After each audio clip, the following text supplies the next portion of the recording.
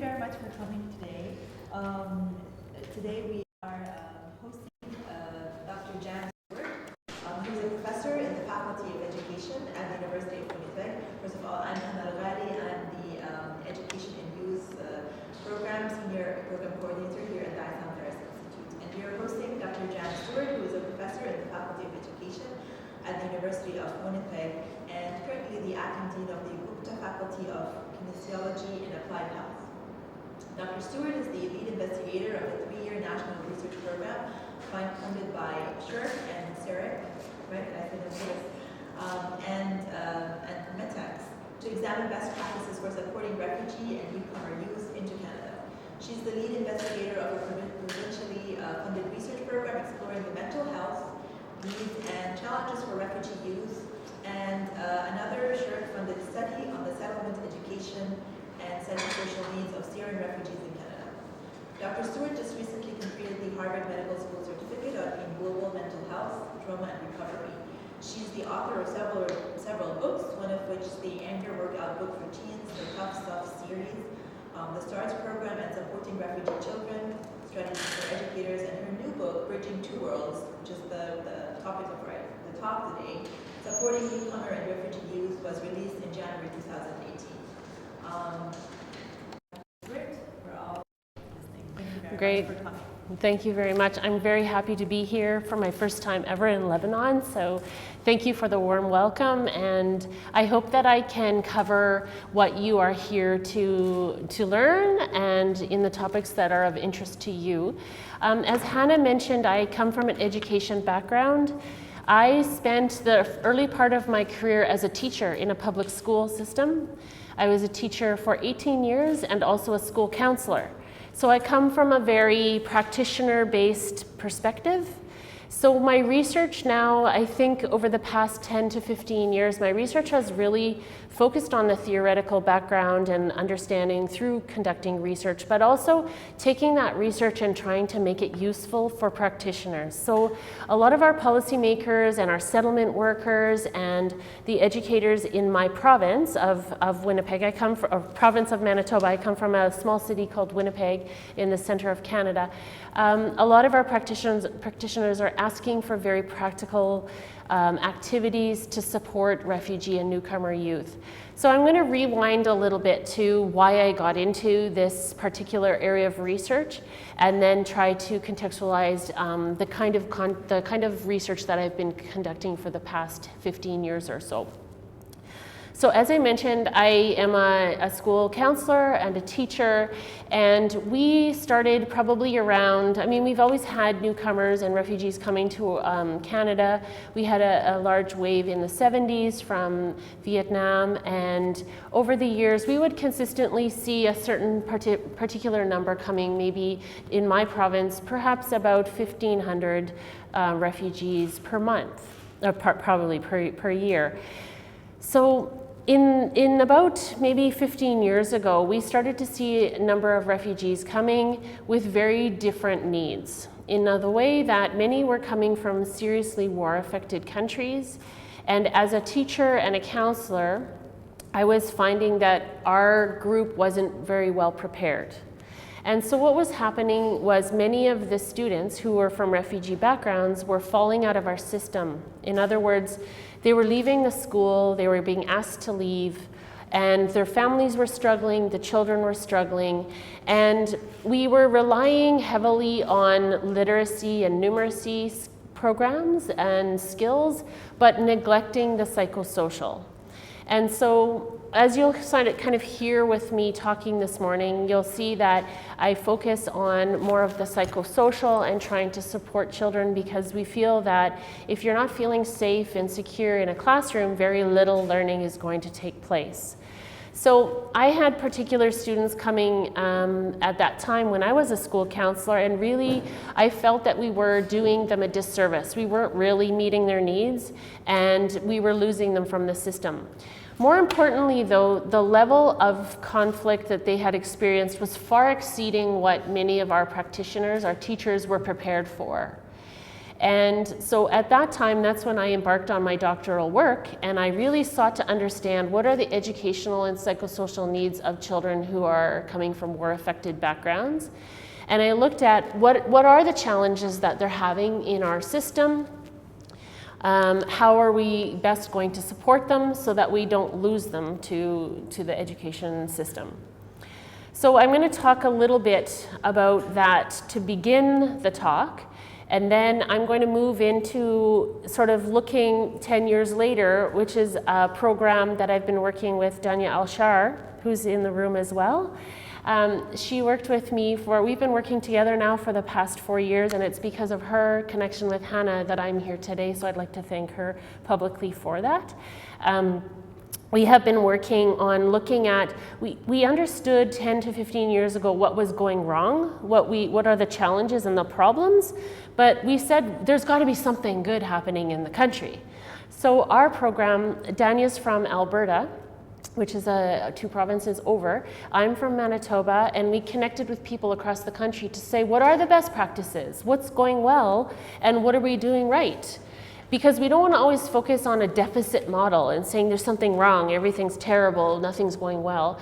So our program was really looking at best practices for supporting newcomer and refugee children. And then after that, as you'll hear, I'm going to talk about also the new wave of refugees that came to our country in the middle of Danya and I's research, and that is the group from Syria. So I'm going to try to tie in all those things, and of course give you an opportunity to ask a lot of questions and help me, figure out best what you're here to learn from today. So I just want to now start with sort of where we are in the world. This is Bridging Two Worlds. It's a compilation of the work that I was saying is on the best practices. I'll fill you in a little more as I move through, but this book is, first of all, a free ePDF download because we wanted to do the research. It was funded by public money. We really wanted to provide something to practitioners. So it's a free ePDF download, and I will give you the website. It's www.cyric.ca/2 worlds. And I have a card here. I'll give you each one of those so that you can download a copy for yourselves.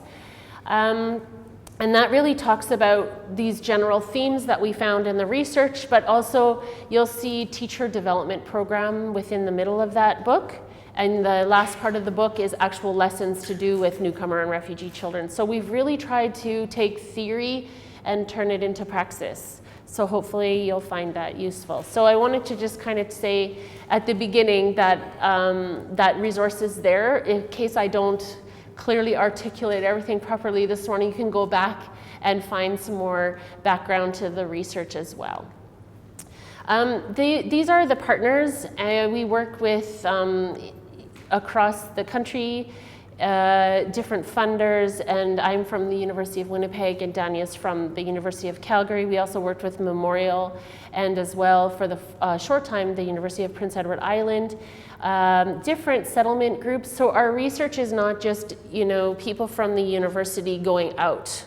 It's more working with the community. And so, for example, the Needs Center, which is the 4th on the list here, the Needs Center and I have been working together for over 15 years. And my students in the courses that I teach go to the Needs Center to do practicum experience, and their Needs Center staff, one of them is now my master's student and also traveling around with me conducting the research. So it's a very reciprocal arrangement where we're working with community agencies to try to contribute to settlement, adjustment, integration of all newcomers.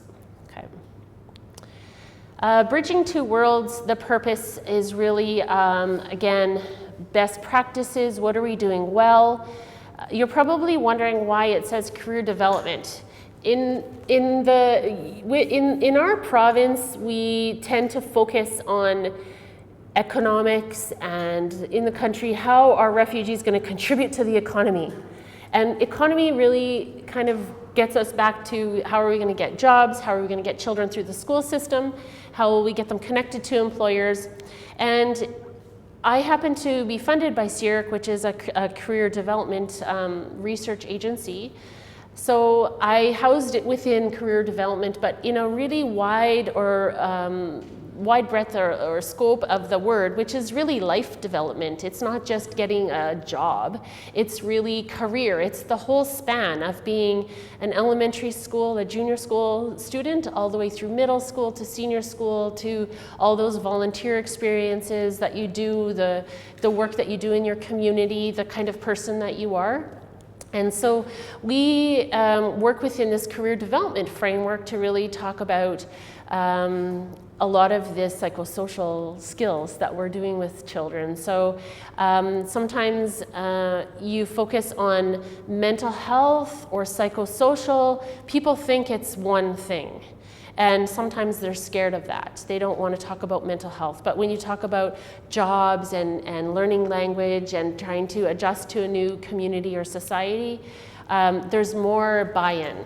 So we found that to be a very helpful kind of framework to use, because there's an existing framework in our country that we can use, and also it helps to make sense of the whole picture for us. The other sort of theme or understanding we wanted to come to learn was, what is the role of Canadian youth? It's not just the refugee coming and adjusting to life in Canada. It's, Canada, what are you going to do to support refugees? So it's not just about refugees adjusting to a new country. It's about, how is the country going to adjust, and how is the country going to support the adjustment of newcomers? And I'll provide some background as well on that. And also just, again, focusing on intercultural competence and practical strategies. Taking a look at where we are today in the world, we are living in unprecedented times. No time that the UNHCR has been collecting data have we surpassed this number of 65.3 million displaced people. And it's continually rising. And I think the number we also have to be concerned about is the number of refugees, which is 21.3 million. And again, that number doesn't seem to be going down as well. So we have displaced people being hosted around the world, and I'm sure you're no stranger to this in terms of people coming from war-affected backgrounds to your own country.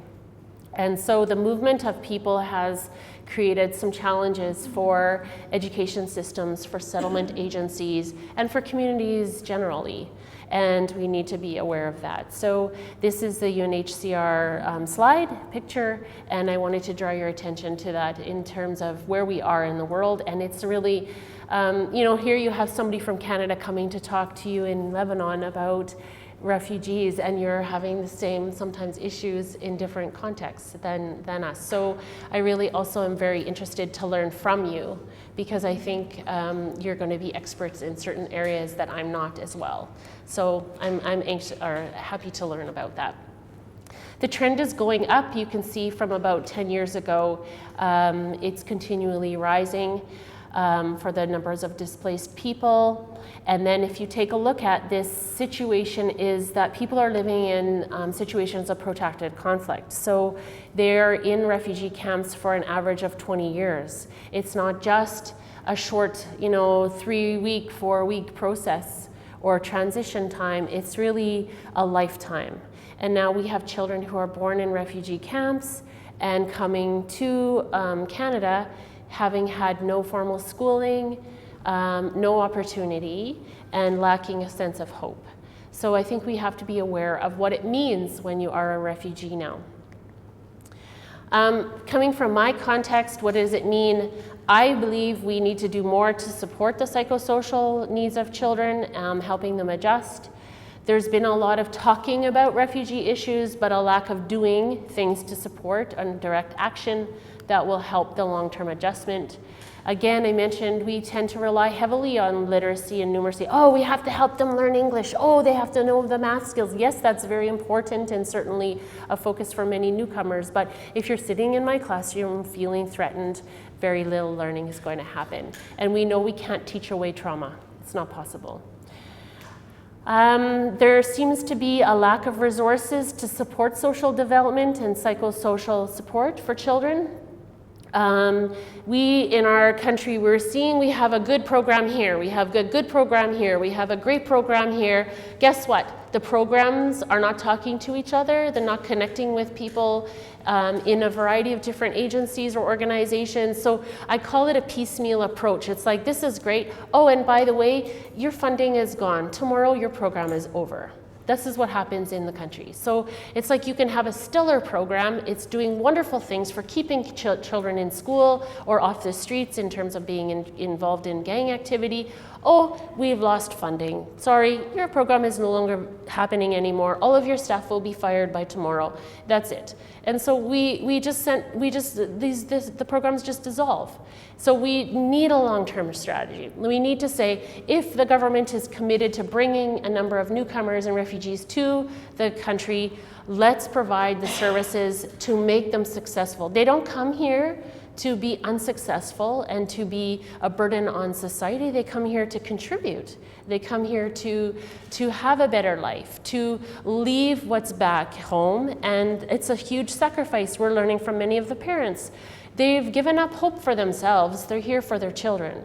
And now we put these barriers and obstacles in front, and they're not successful. So again, if you're going to have a commitment to doing this, properly do it. Do the things that you need to do to ensure that there's success. So we need a long-term strategy. In terms of Statistics Canada, which is a widespread sort of data collection across the country, we can see that there's about 240,000 newcomers settling in Canada. About 6,000 of these people are refugees. By 2031, Stats Canada projects that about 30% of the population will be a visible minority, and about 36% of these will be under the 15 years of age. So again, we have young people coming. Youth who have come from countries where civil war has been in existence for most of the time, again, they have tremendous challenges. When we don't meet those needs, they're disenfranchised, and again, they're at risk of falling to, I hate to say it, but gang activity, criminal activity. And I'm not speaking in general terms either. I'm not saying that refugees are this homogeneous group. We know they're not. But the fact is, when they're not in school, we have 6 months to a year before they're part of the justice system. If the school isn't going to be this place of belonging for them, the street will. And there's lots of people that will now be more than happy to make your child feel that sense of belonging on the street, and that's not a good trajectory for those children either. The first research that I did was on these educational challenges, and I know this is a very busy slide to look at, but I didn't want to go necessarily, I'll kind of go, yes, absolutely, take pictures. And I created this model when I was trying to make sense of my data on what are the educational needs and challenges. And if you kind of take a look at the center of the model, you can see human capacity, hope, and resilience, which I think by far is the common denominator for almost all of the refugees that are coming, is this sense of hope, is that things will be better. I've gone through all of this hardship. There's a reason that I'm here today. My plan is that I am going to have success. At the front of my first book is a story of a young man. His name is Sokut. He told me his story about being a lost boy of Sudan and coming through settlement camps and traveling in Sudan to Kenya and back, and the hardship that he had. And I think when you hear these stories, you think, oh my goodness, how are you ever going to be okay with this and all of the things that have happened to you? And I think out of many of these stories is a story of resilience and a story that is very successful. And although when you read the front of the book, you'll hear a very troubled young man, he is now graduated from high school, had to move from my city to Danya's city because his life was threatened in my city. And he moved to Calgary and finished his education. And I just heard from him a couple of weeks ago. He has traveled back to his to South Sudan, to his home village, and he has built a school. And there's now 1,500 children going to that school. And I like to tell that story because it's a story of resilience, and it's a story of struggle and hardship, but it's a story of coming out at the end a better person, a stronger person. And I know he still likes to phone me, and the problem with the time zone is he usually phones me at 3 in the morning and scares the daylights out of me. But it's really great to hear him talking and being a success in his home community. So, he's lost his entire family. He's witnessed all his friends, his schoolmates dying, hardship, and you read the story and you wonder how do you get through this? So I think it's nice to hold on to that. If you look at those small circles around that sense of hope, you'll see basic needs. And when we have many of our newcomers come into the country, it's a struggle to find housing. It's a struggle to find food. It's a struggle to just get those basic needs, and there's a sense of urgency, of course, to fulfill that for your family and for yourself as well. The 4 outer circles are these ways that I tried to make sense of the challenges that we were seeing in schools, and so you can see educational, economic, environmental, and psychological.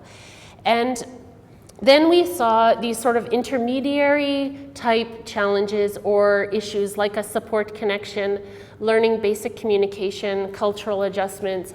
I don't know if you've ever been to my city, but some of the children who are coming from South Sudan were leaving plus 40, and they got to arrive in my city and it was minus 40. And it's pretty cold. So we have to sometimes, one of them said to me, Dr. Jan, it's like walking into a freezer. I don't know how people survive this. And he said, and when I saw snow, it looked like salt all over the ground.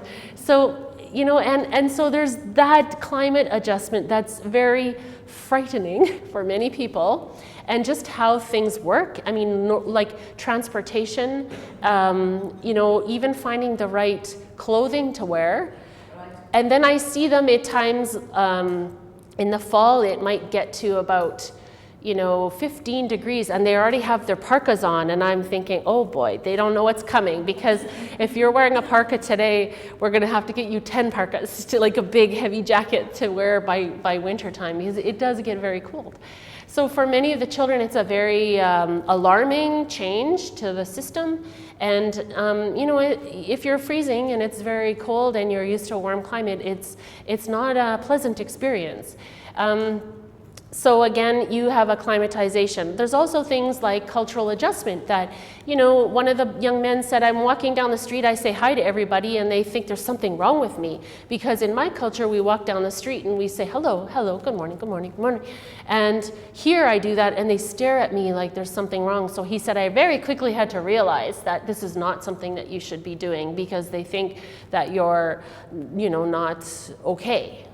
So again, I came up with this model as a way to organize what I was learning from the interviews, and I'm going to just kind of very quickly talk about the 4, just so you can understand. And I think I might see some heads going like this, because I know that some of these cross over different cultures.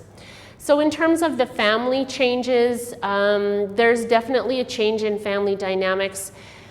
There's a power change. Some of the children will learn language quickly and their parents are not learning as quickly, or are not provided any language training. So we see the children accelerating quickly and the parents not. And the parents finding that it's difficult to get a job when you don't have the English language.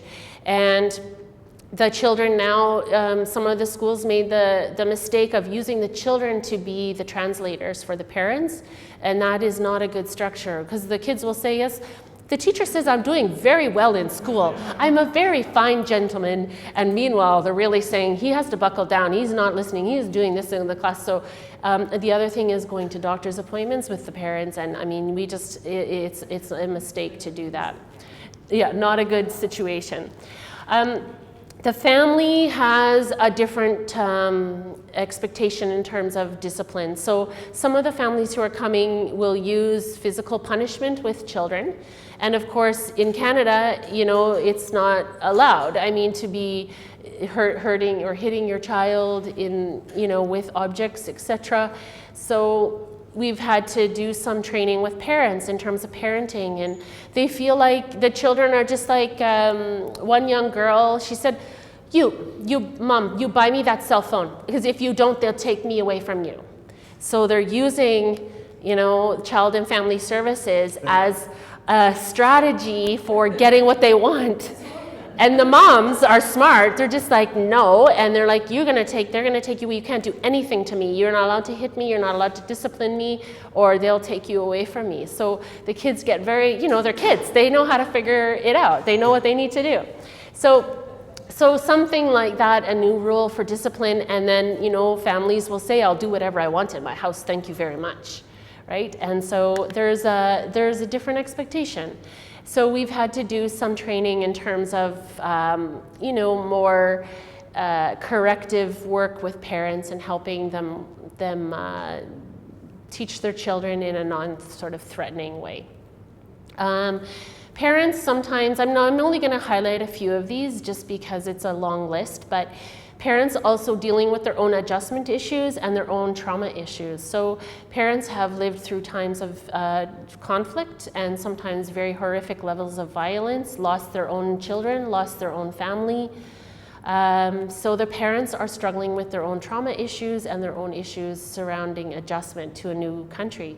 So sometimes they're not as present as we would hope that they could be with their children, or their family is focusing on trying to, like we have some parents who are working, 3 jobs to support for their children and their families. So if you're working 3 jobs and working through the night, and when your children get home from school and you're going off to another job because you have to, not because you want to, who is there to monitor the children? Who's there to help the children with the homework or to keep them on track? So again, another challenge. In terms of family expectations, the family has high expectations for their children. They send you to Canada sometimes as an accompanied minor. Your job is to be the one to make a living, to prepare for or provide for the rest of the family. Children are sending money back home. They're working at McDonald's till 3 in the morning. They save money, they send it back home to their family. They know they have to. So there's this almost loss of childhood that we're seeing with many of the children. They're taking on a more adult role because they have to. And also, the expectation of the family is you provide. So again, we also have parents who are pulling children from school so that they can work. And we know that that's not going to be a good plan for them in the future because they'll be stuck at that job forever. And with very little mobility to do anything else. Again, we also see this overarching feeling that asking for help or any sort of sign that there's maybe something you're struggling with is a bad thing. So families are very reluctant to reach out for help, and sometimes their neighbors have told them, don't ask for help, you'll be deported, or they'll take your children away. So they have a fear about asking for help. So again, it's something that we have to be aware of. So now this is sort of my area in terms of education. I was really focused on, how are we going to keep these kids in school? Because we know once they leave, we have very little hope in terms of getting them back. We find many of the kids have disrupted schooling. They've missed now, in particular with the Syrian children coming now, they've missed 5 years of school or more. Some of the other refugee situations, they have never been in school. So it's as simple as, this is a pen. This is how you hold a pen. And they're 12 years old, right?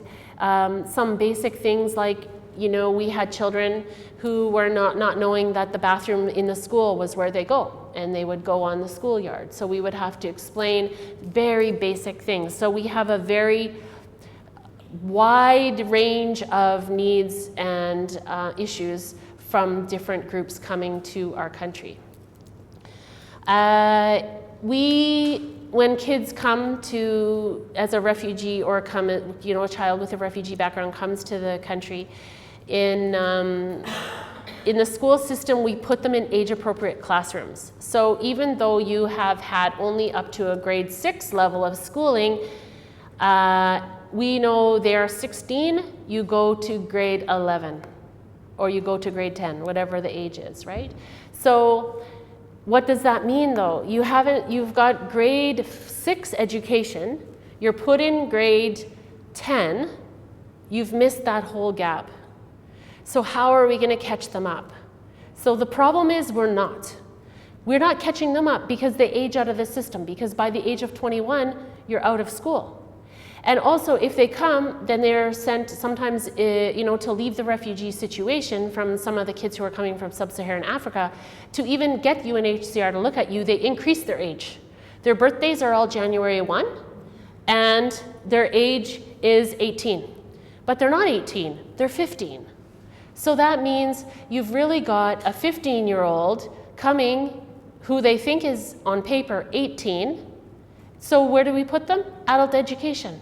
No, we can't put them in adult education. And they're saying to us, what do I have to go? People from my parents are in that class. I'm not going to go to adult education. So we don't have a system that can catch them up in time. Or some schools now we have educational as additional language classes, and because of in the past 10 years these issues have been exacerbated, school divisions have now created programs within the school to try to catch students up. But what's happening now is because the numbers of refugees are increasing, there's no longer any space in some of those programs, or it's only this school. So what we're seeing and what we're finding is, guess what? It's no longer the EAL teacher's job. This is every teacher's job, every school administrator, every person working in the school. This isn't just you're a refugee, you go to this classroom. No, it's we need to provide language training in every single classroom now because we have these gaps, or we have a high number of students. And in many of the schools, you might have 51 different languages spoken in one school. So how will you do that? So again, what does that mean for the teachers? You can imagine workload. It doesn't take long for, if workload is a problem and you don't have the skills or the background or the support to do your job properly, before you start to just go, it's not my problem, right? So now we also have some teachers who are just saying some things that are not appropriate to say to kids, like go back to your own country. What do you think I am, a social worker? I'm not here to be your social worker. And as a young child hearing that from your teacher, that's a very hurtful thing, very hurtful.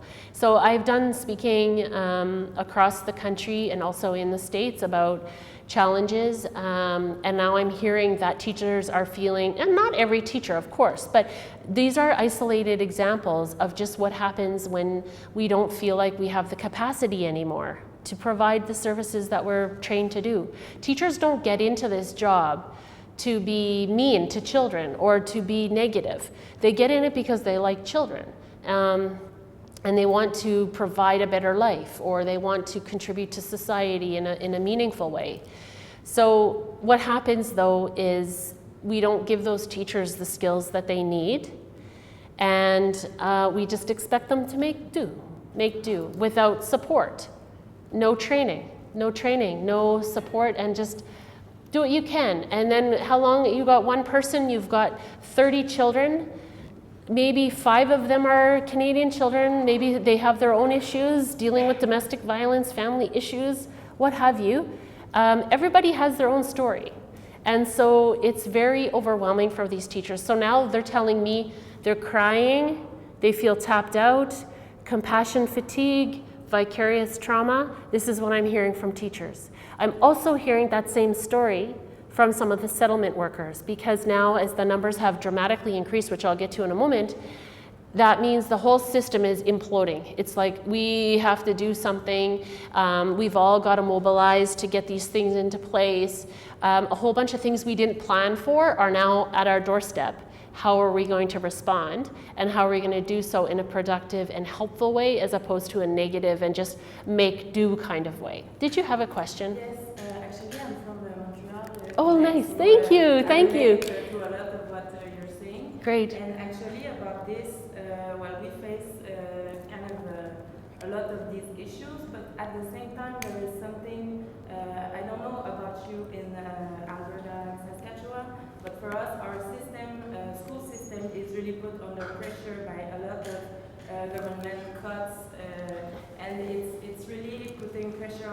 teachers, and I used to work in schools, and we've actually built a program for immigrant parents. So what we were witnessing is that this structural pressure from the funding cut, but not only, you know, the restructuring and everything goes over, you know, this lack of skills, or, you know, you can train people with cultural competency as much as you want, but if they are under pressure, they are like, and Yes. of course Lebanon context, I understand that it's different, but we face this, and even like for you were talking about discipline and everything, yes, teach the parents, teach even the teachers, but and maybe we can keep this for the question period, but is there work that is being done with the institutions, either would be child protection services or schools, because what we see is that, you know, the parents, the children, and the frontline workers, be they teachers or social workers, are kind of at the forefront, but if they are not supported, and you were mentioning it, And I must say, based on what you're saying, when I go to groups of teachers, like for example, I was just in a school, I won't say where, because this is public, but I went to a school where 75% are Syrian or Iraqi. It's in Canada. And the feeling of seeing those teachers was something I don't think I can explain. They were tired. Morale was low. A couple were very cynical. Some sat like this. So what are you going to tell us now, right? And some of them, when I was talking at the end, they were crying. They were just like, oh my God, you get it. You get it. I said, yes, I know. It's hard. I mean, to have the children in the school with the presenting issues that they have, it's tough. It's very tough. And they are feeling the effect of very low funding. The school was very haphazard. It's not even close to anything like we're sitting in today. Just very bare everything. So you see, they're also, some of the schools are the lowest or poorest served by the resources from the government as well. So they feel, and you know how many teachers want to get out? They have to apply for transfer. Like over 80% want to leave. And the principal says, how do I do this? And she's really motivated and trying her hardest and bringing people like me in to speak to them, to say, you're not alone. Yes, we understand it's hard. And trying to give even a little bit of training or some strategies to support the various, you know, classes that they teach. It's still just a little tiny piece of I think of it as a 5,000 piece puzzle. And all you can offer is this little tiny piece. And you feel like you're not making much difference. And I leave going, I feel deflated because I'm thinking, I know how hard it is for them. I don't even know if I got even close to doing what I could do. But the feeling of kind of going across the country and hearing this in many different places is indicative, I think, of a problem that we need to pay attention to. And even though, you know, we have resources in the country, we still struggle. And so you can imagine when there's even less resourcing or support, it's even more problematic. So thank you for bringing that forward. In terms of psychosocial, we don't tend to provide very much support after they've come. You'll see in a later slide that Danya and I are now doing some work specifically on sort of mental health and trauma. Some will say, you know, this is one example where refugee kids and Canadian kids have parity. None of them have any resources to mental health. So people are really finding that mental health support is paling across the country. There really is not too much to offer. There's a waiting list, and a lot of people are having issues. I mean, if you look at a Canadian study that was done on post-secondary students, 44% of the post-secondary students are reporting highest levels of anxiety and depression. 44%. So it's not just a refugee issue, it's society. It is, yeah.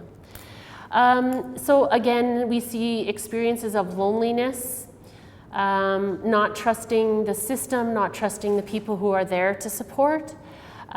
We see children who are not feeling capable, or okay, let me just put it in a very blunt way. It's easier to look bad than to look stupid.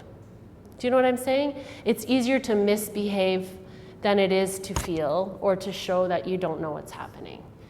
So when you're not having the academic ability or the literacy background to follow what your teacher is saying in grade 10 when you only have been in grade 6, it doesn't take long before they're doing things that are like misbehavior and gets them kicked out of the classroom or, sent to the office to, have a talk with somebody. So there's these issues as well. We can see that fear, loneliness, and sadness are sometimes manifested in anger. So again, it's easier to look angry or to express anger than it is to say, I'm hurting inside. Something is really bothering me. It's hard to articulate that, particularly when you're a child. So we see some aggression and we see some withdrawing. We had some children, a counselor said to me, Jen, or I was a counselor, and the teacher said to me, Jen, you better go into the classroom because this child hasn't spoken since he's come. And I said, well, he's been in the school for, 3 months. And she said, he hasn't spoken.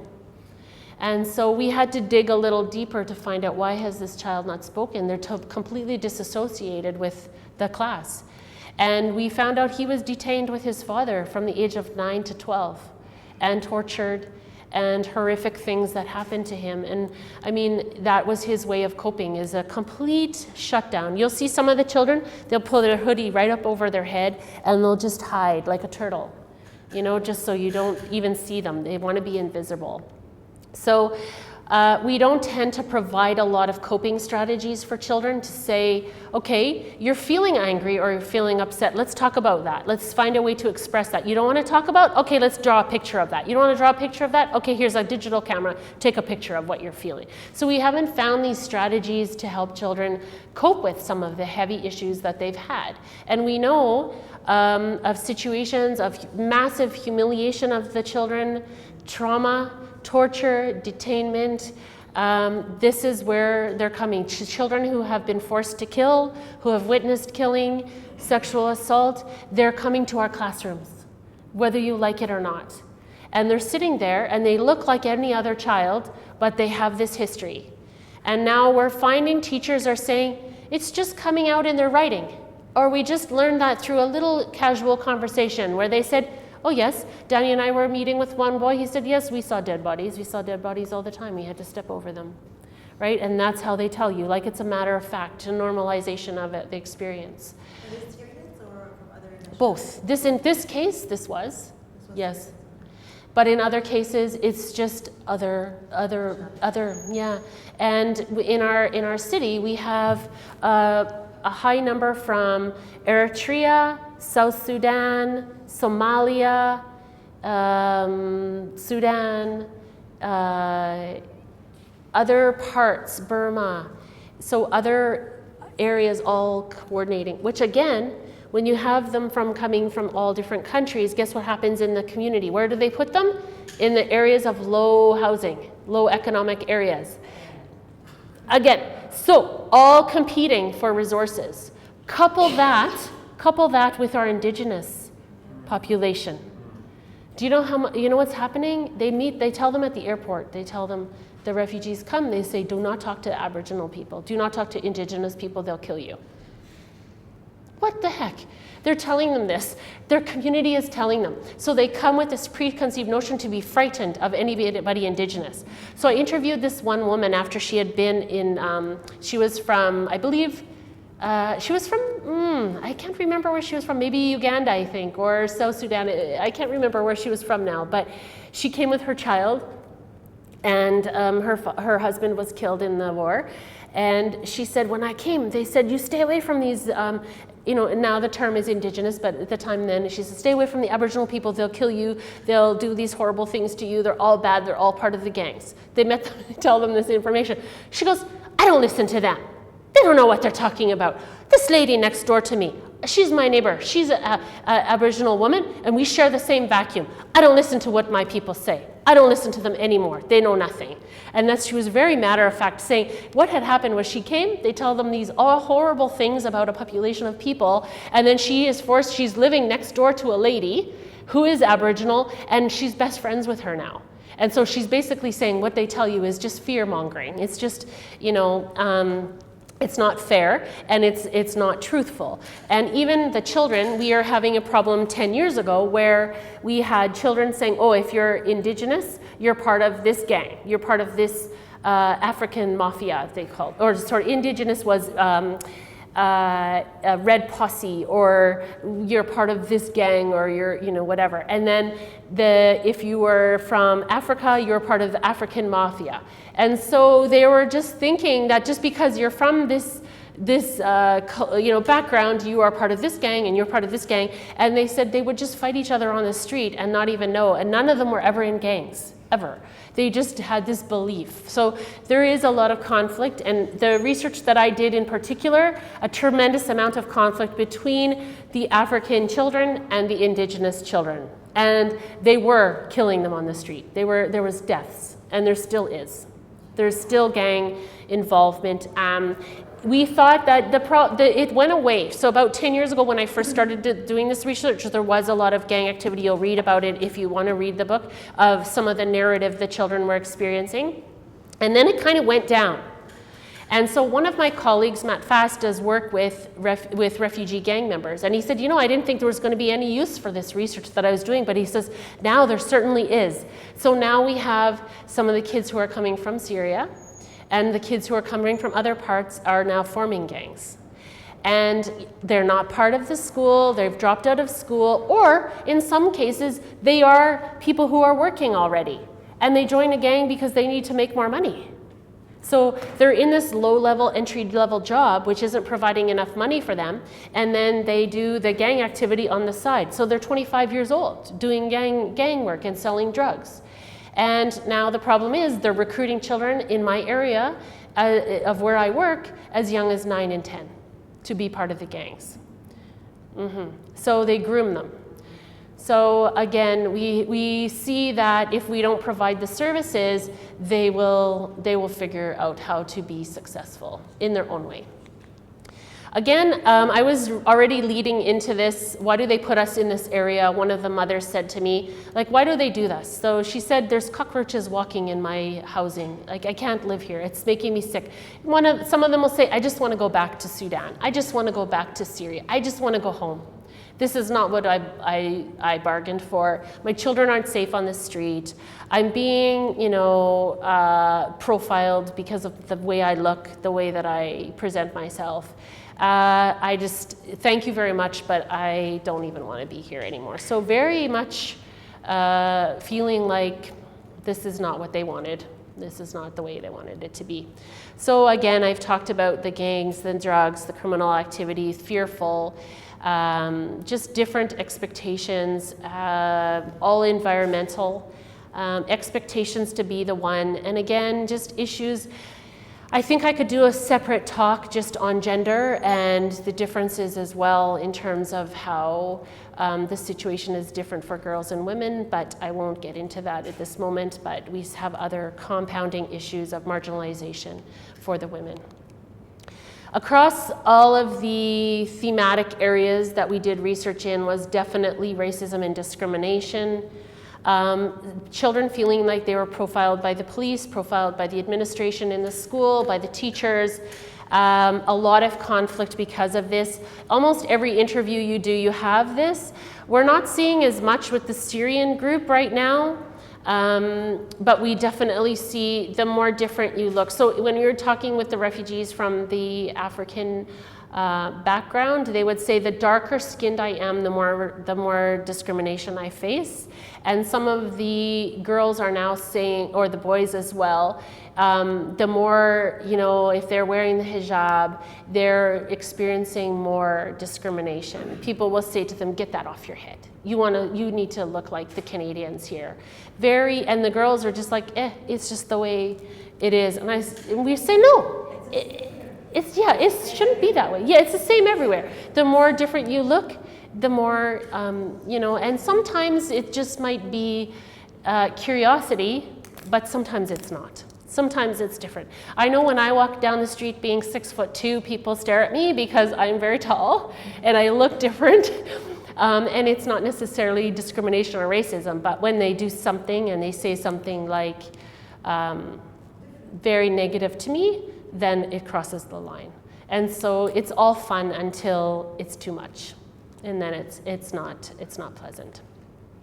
So again, I'm just going to sort of bring you up to speed now on sort of where we were. We took all of these thematic areas, or I took the thematic areas that I learned from the interviews, and I created 42 lessons in this book on supporting children. So when they talked about having triggers, nightmares, and flashbacks in the classroom because they were remembering something that happened, I created a lesson to teach them about what to do if you have a trigger or a nightmare, to process that. So there's 4 sections of the lessons. I'm going to pass this book around. You can take a look at what I'm talking about, but it's 42 lessons based on these thematic areas.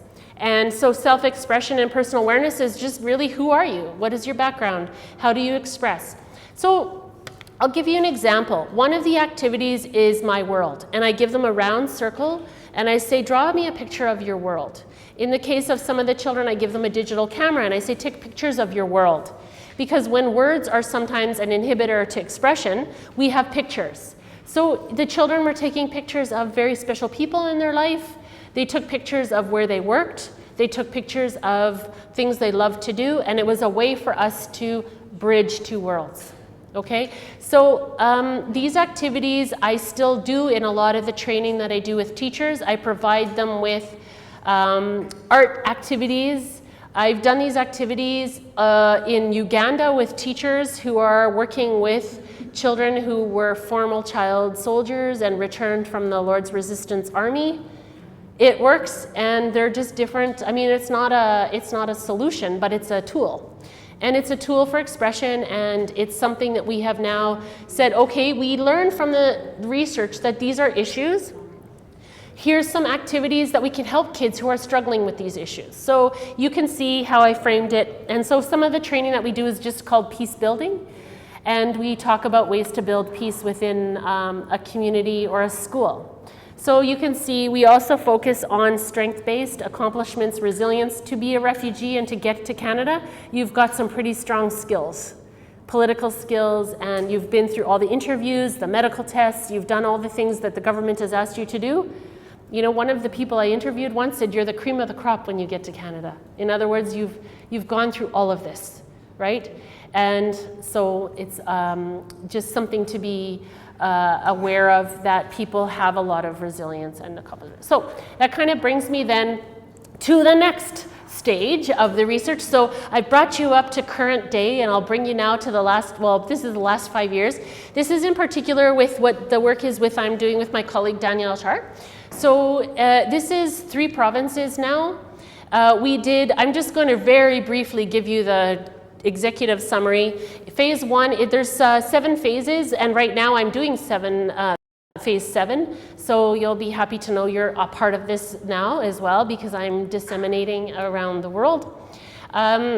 Phase 1 was 102 interviews with people who we called them settlement workers. So we started with the community, and if you look, I have a pamphlet here that maybe I'll get Hannah to pass out. You can see Bronfenbrenner's theoretical framework, and I don't have a lot of time to talk about this now, but it's an ecological framework where we look at the various systems of support for the child or the family. So what we did in this one is we started not at the child, but we started at the outside, and we said to the settlement workers, what are the best practices? Where do we need to go? Who do we need to talk to? And they said to us, this is a good practice. This is a great school. This is a program we need to have. So we started out there. Phase 2 was then moving to interviews with teachers, parents, students, people who were in this microsystem, the closer innermost circle of interacting with the child, okay?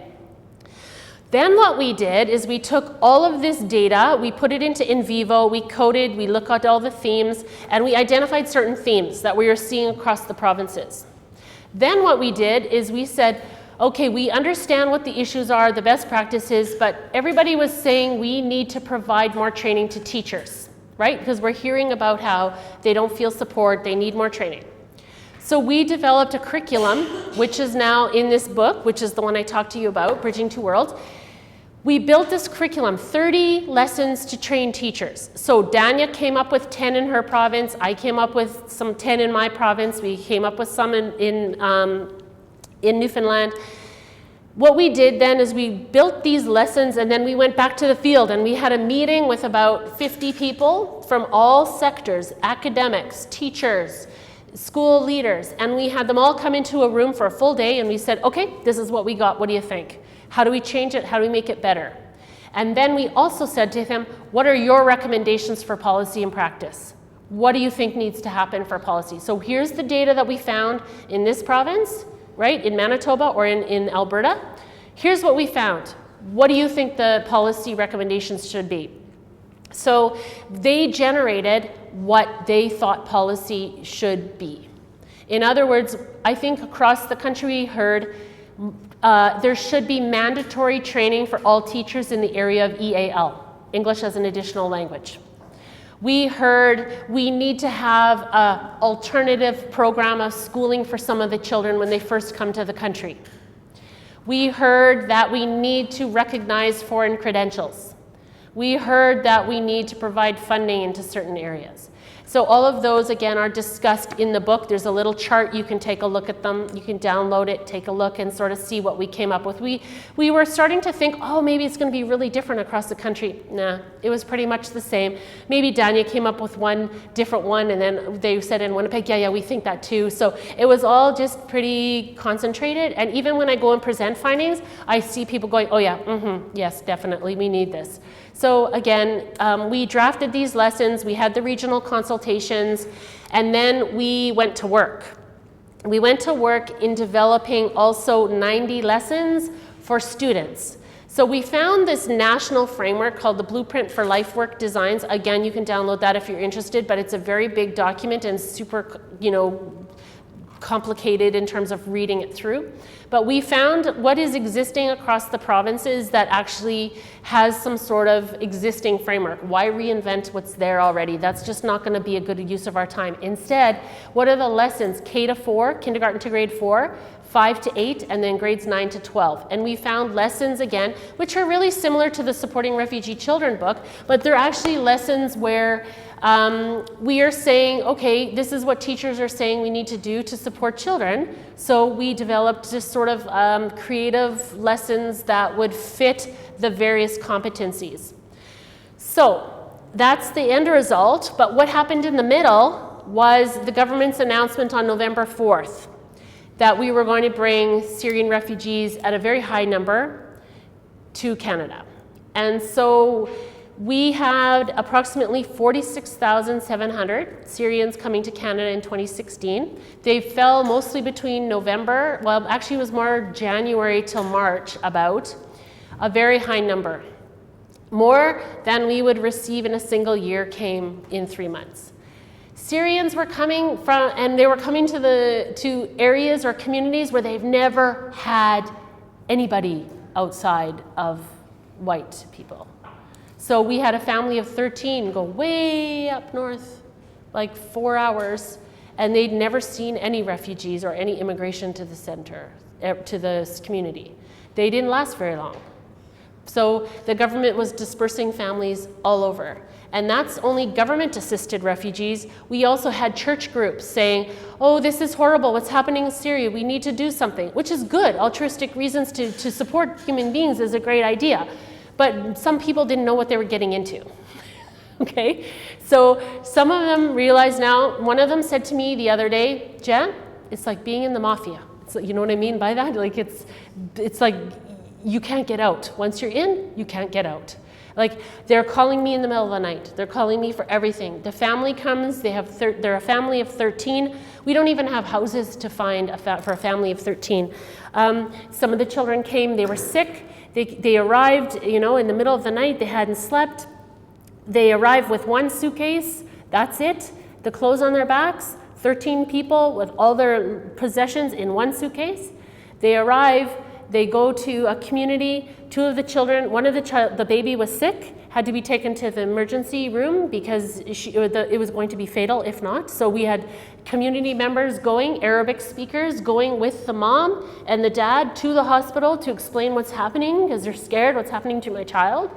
The whole family had lice, little bugs in hair, and had to be all treated. Hooking up the children with schooling, housing, proper food. Again, it's an all-encompassing endeavor, but this is some of our smaller communities, very religious communities, sponsored families, and they mobilized. They said, this church, you are in charge of this family. You're the caseworker, you take care of housing, you take care of education, you take care of health. And they would have a team, and that team would then go out and support the family. It's like one case manager and all of these people. So we saw Canadians rise up to the expectations and really support people.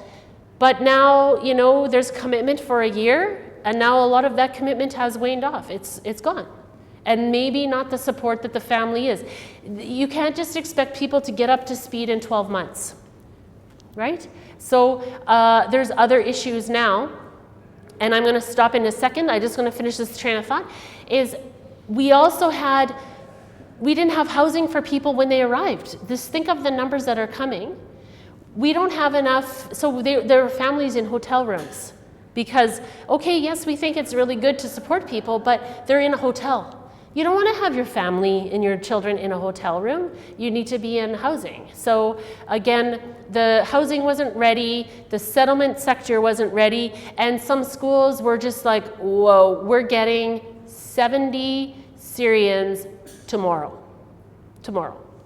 And so they're just like, oh, well, this will be fine until the issues emerge. And so we see then other things have been coming. So there's been implications for all of these agencies across the board. I'll stop now for your question.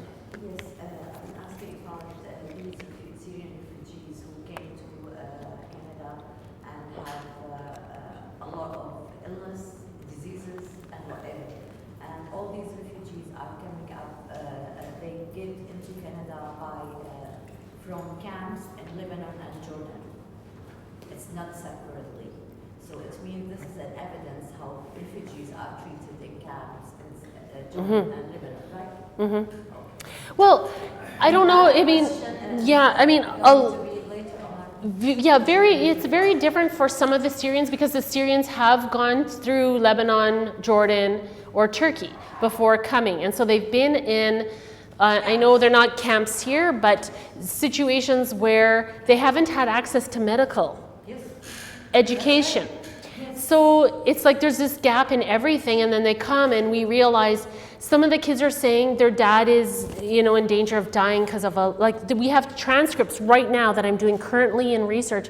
There's children who they haven't had any medical care and they have serious problems medically, very serious. Or their parents are in hospitals, dialysis, surgery, you just have had no medical care. So we have to provide services, and then guess what that does, right? Think about the Canadians now. How long does it take for somebody who even has good intentions to say, this is a drain on our health care? So we're seeing anti-refugee sentiment coming. Should capacity, there's no capacity. There isn't. No. So people are getting cynical, and we don't want that. We need to keep people very positive. But they see it as, we don't have capacity to support these people. So what can we do? And To support them at the country they are in. exactly. What's the first thing, Danya? You can verify this question. We ask one question to every Syrian group, child, adult, parent. We ask them, what is your hopes? Sorry? Not through UN agencies. No. Okay. We ask the Syrians. Controlling another system. Yeah. We ask the Syrian group one question. What is your hopes and dreams for the future? Before we can finish the question, what is the answer? Syria. Yes. They want to be back home. First. Yes. The countries, then after settlement of policies and Yeah. new war settlements, Yes. we will see. Yes. Which Yeah. age group were Pretty much all, I mean, Danya and I, we did interviews primarily with 14 to 25. And they would For- say they want to go back to Syria? Yes, but here's the caveat. Not the Syria we had, not the one with the holes in it. Because the Syria we once had is not the Syria that is there. Yes. They've longed for their life to be back the way it was. And they've realized that it's never going to be that way. So we're seeing something different with the Syrians than we aren't seeing with the other refugee situations because they've been living in camps for 20 years. The Syrians have had affluence and life. They've been farmers. They've been, shepherds. They've done jobs, providing for their family. They've had something. And now that's been taken away. And they only long to have that back. And that makes it even, I don't know if it's not worse. I shouldn't put that on there. It's not a competition. But it's very difficult to go down in a class. And they're finding that they've really lost hope. And the families tell us, we ask them, what is your hopes and dreams? And the families will sometimes say, it's too late. It's too late for me. We are here for our children. Yeah, but there's a system should be built to build a citizen. Hope. Yes. And these countries. Yes. Citizenship. Yeah. And it's education system. Yeah. We have in Syria for 40, 50 years an education system who creates that kind of citizenship. Yes. We want another kind of citizenship. Yeah. Which is your kind. Yes. We assigned which countries they are citizenship. Norway, Swedish, Swiss, Germany, Canada. Yeah. And that's it. Yeah. So we need this system to be applied at our countries. Yes. We don't want to go. No. Please, so help Yeah. us. Yes. I just want to add something. The profile of the Syrians we had in Quebec seemed to be a bit different from the rest of Canada because we had 75% of Syrians that were privately sponsored by this church, and it's also a lot of families that sponsored members of their family in Quebec, in Canada, also another province, French-speaking province, you can hear. So it's just. I relate to what you say, but in the case we did a research project last year, especially with this private sponsored Syrian refugees, and what we heard was totally different actually, because it was mainly people, I would say mainly people who were, let's say, pharmacists, who were business owners, Yep. who were chosen. Yes, chosen. And they were also. Some of them paid, some of them didn't. Have you paid from other parties? I mean, somebody had to pay for this service. Well, what was supposed to be done is that the organization would have paid, but some families, they had to pay for themselves. Yes. So the issues we face is more like qualified workers. These people feel this dequalification in professional, in social status. So there is this space of the people who were in camps and everything, but also one thing that was really specific to this 25,000 Syrian refugees you were talking about in a very short period of time. Well, actually the people, they had sometimes 3 months, 2 months, 4 months, and it was even going too fast, so they said they didn't have time to go back to Syria, to sell my property and stuff. So it's, or they don't want to sell property. Some of them because don't. The taxation system in Syria is not connected to the taxation system in Canada. Yeah, they are knows exactly how the values are at the properties in Syria. The rich will get to the taxation system in Canada. So what, can we hold this discussion? Yes. It's very exciting. It's very good, thank you. Let's give Janice the chance to wrap up, and then we'll continue. Okay. I will, yes, that's good. I'm glad you're interested, that's great. I'm gonna go very quickly, but I want you to hear some of the words of the people that we're interviewing. So just to understand a little bit about the numbers coming to Canada, you can see that the age level is very different. So we have a high number, 60% are under the age of 18. Also, we are hearing that mental health is one of the most prevalent health concerns for this group coming.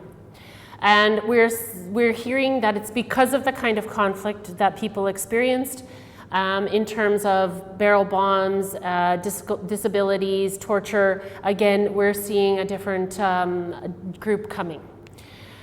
Again, with UNHCR, they're reporting that it is the most prevalent health concern for children aged 5 to 17 who have come from Lebanon and Jordan. That was one of the quotations. So again, we read this research and then said, okay, is that what's happening? So Dania and I were, we received special targeted, okay, so the government starts to say, all right, so we have all these Syrian refugees coming, let's get some research happening across the province. So it's a good thing for people like Dania and I, because now we have people who are paying attention. For the last 10 years, nobody really cared about refugee issues, you know, ever. We would go to a conference, 2 people would show up, but now people are coming. They want to hear because it's affecting them. And so Dania and I, we applied for this grant through SHIRK, and we received one of a certain number across Canada to look at targeted refugee for Syrians. So we said, although we have this big partnership grant going right now across the country, we can't not look into the specific issues. If that's what the government is saying and UNHCR is saying, what are the mental health issues? So we kind of started on this other side trajectory research program to say, what is it? How are the Syrians different? Because you're saying they're different, but are they different? And let's find out. So again, we did additional interviews. We had probably close to 96 interviews. And when Dania did a special study in Calgary, and we did these in Arabic. So Dania conducted the interviews with me, trying to do my best at understanding what was going on. And then we met afterwards to do the translation and transcription of those interviews. And we're still, actually, when we're finished today, probably going to spend some time getting another publication out to get the results of this project. So we also had a youth advisory group where we met with some young boys who were saying, all we want is Canadian friends.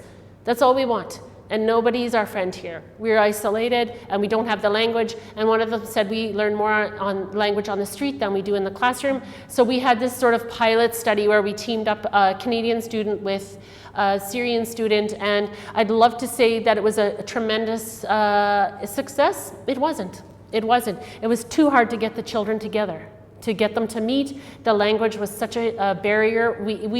I'd love to say, I think we have to have more adult involvement to make that a successful program, which again is going to take more funding to try to get a longitudinal kind of study done. So just quickly, that's the research design. We found these thematic clusters. I'm not going to read the slide to you, but you can see very similar to what I hope that, you know, we had progressed from the earlier research, but we're actually seeing a lot of the similar thematic areas emerging in this current research. We see trauma and mental health issues, which precipitated me going to take the program at Harvard Program for Refugee Trauma, because teachers and people were saying that trauma was an issue. In the interviews, people weren't necessarily talking about trauma yet. We had a sense that they were struggling with things. They would look down, maybe we asked a question and they were reluctant to answer. So we sort of had a feeling like they were experiencing something, but maybe they weren't articulating that to us. So it's a hunch that there was something going on, but this not willing to discuss. Here's some comments that we did hear from youth. You can see, you know, I worry about my brother. He's home. I might not see him. The war is violent. Children waking up in the middle of the night. Pictures triggering a bad feeling, like pictures of water from crossing the Mediterranean. Teachers might have a picture of a sea in their classroom, and it was triggering emotional response. Loud noises, fireworks sounding like bombs, police fearful of authority, parents, people losing their parents and thinking about and missing. So again, you know, maybe not discussing trauma, but we hear these comments. Teachers, this is one teacher saying the child is hearing voices. They're concerned. People saying they are not they're fearful of accessing services. The child could be apprehended. So again, we're seeing that. We hear a honeymoon period. Things seem to be good for a period of time and then it crashes. So people are talking about the health system needs to be set up to support people before they crash. Because it's like you come, you're excited, you're going to start a new life, and then the honeymoon's over. And then all that work becomes, and that's the title of the paper Dania and I are working on. It's called The Honeymoon's Over. What are the long-term challenges for some of the children who have come? And people saying things are triggering, and you can see this comment here by a NGO worker. It's still very early, and sometimes we say that there's just kind of honeymoon period. So it's not us creating that word, it's people saying that. Students were disclosing that they witnessed bombs being dropped from planes, and they could see the faces of the pilots. They're having a visual recollection of the experience. Triggers and traumatizing feelings. If it's not trauma, we also are presenting, or students are also presenting with mental health issues, and that's not necessarily a clinical diagnosis. It's just sadness, stress, grief, loneliness, loss. Teachers are saying that students are suffering and they're just visibly upset in classrooms. Parents talking about survivor guilt. One that Danya and we remember the most is a mom saying she cries when she sees meat on the plate because she feels bad for the people who have nothing to eat. She puts plate and she has to just walk away. So she's feeling, although she has what she has here in Canada, her family's still back home. They don't have it. They worry. And it's, they're hurting inside. The father says, I'm hurting inside, but again, he has to hold a strong front for his children. We're also hearing about triple trauma. This is a new kind of, I don't know if it's a new sort of categorization, but trauma from the conflict, trauma in the country of transit, and then trauma having to adjust to life again. Refugee camps, it can be a challenging time trying to settle in a new country. So, I mean, people may say that's not trauma, but if people are calling it that, we have to pay attention to it. We have to pay attention to the words that people are saying. We know that in some, in meta-analysis done, we can't assume trauma is a coexisting effect for people who have refugee backgrounds, but data will provide evidence to say that about 30% are suffering from PTSD or from depression. And that's over 80,000 people in this sort of meta-analysis. So we have to have it at the back of our minds that it could be there. Again, you can't teach away trauma. No matter how hard you try, the harder you try to teach, you can't teach it away. And that's from one of my colleagues in Winnipeg who used to say that, and I won't forget that because I think we have to keep that in mind. Again, you can say that NGOs were, this was an angry kind of interview I had, but he's saying nobody has any services to mental health. And I'm sorry, there's a double L in there. I'll go quickly. We also see language difficulties. Some of the children were saying, if I knew English, then everything else would be better. Everything would be solved. Students feel anger about being put into Arabic-speaking classrooms. So when we do have EAL classrooms, they're not happy. They want to be in a regular Canadian classroom where they're forced to learn English. So some of them are angry now saying, I've lost a year of my life. I haven't got the language. I'm never going to get anywhere. So they want to be in a sink or swim kind of mentality where you just throw it in. But again, as a teacher, we know putting a child in with no hope of success is also not a good strategy. So we have to find something better.